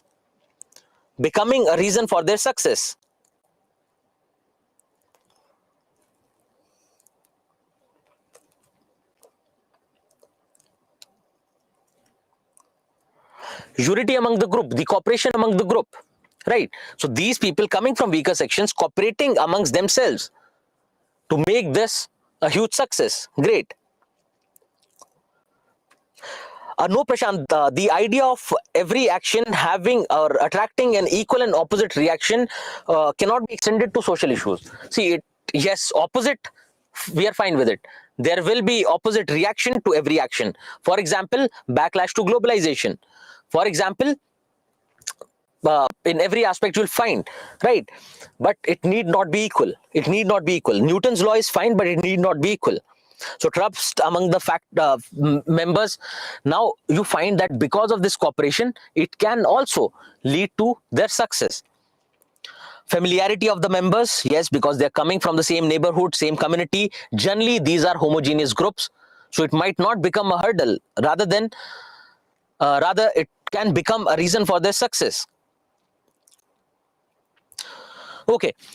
So this was the question. Just think about this. The penetration of self-help groups in rural areas in promoting participation in development programs is facing socio-cultural hurdles. Examine. So what we are saying is we can introduce with maybe an example of any self-help group failing because of socio-cultural hurdles, if there is any data related to that, any kind of facts related to that, we can start with that. Other idea is to start with other hurdles that can lead to a failure of SHG, or other hurdles faced by your SHGs. Then coming to the body part, we think of various socio-cultural hurdles, and also we think of various socio-cultural factors which can become a reason for success, but it has to be kept very brief.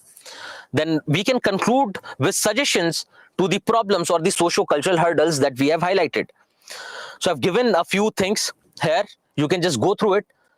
All the factors have been written, have been mentioned here. These have been mentioned previously as well, but you will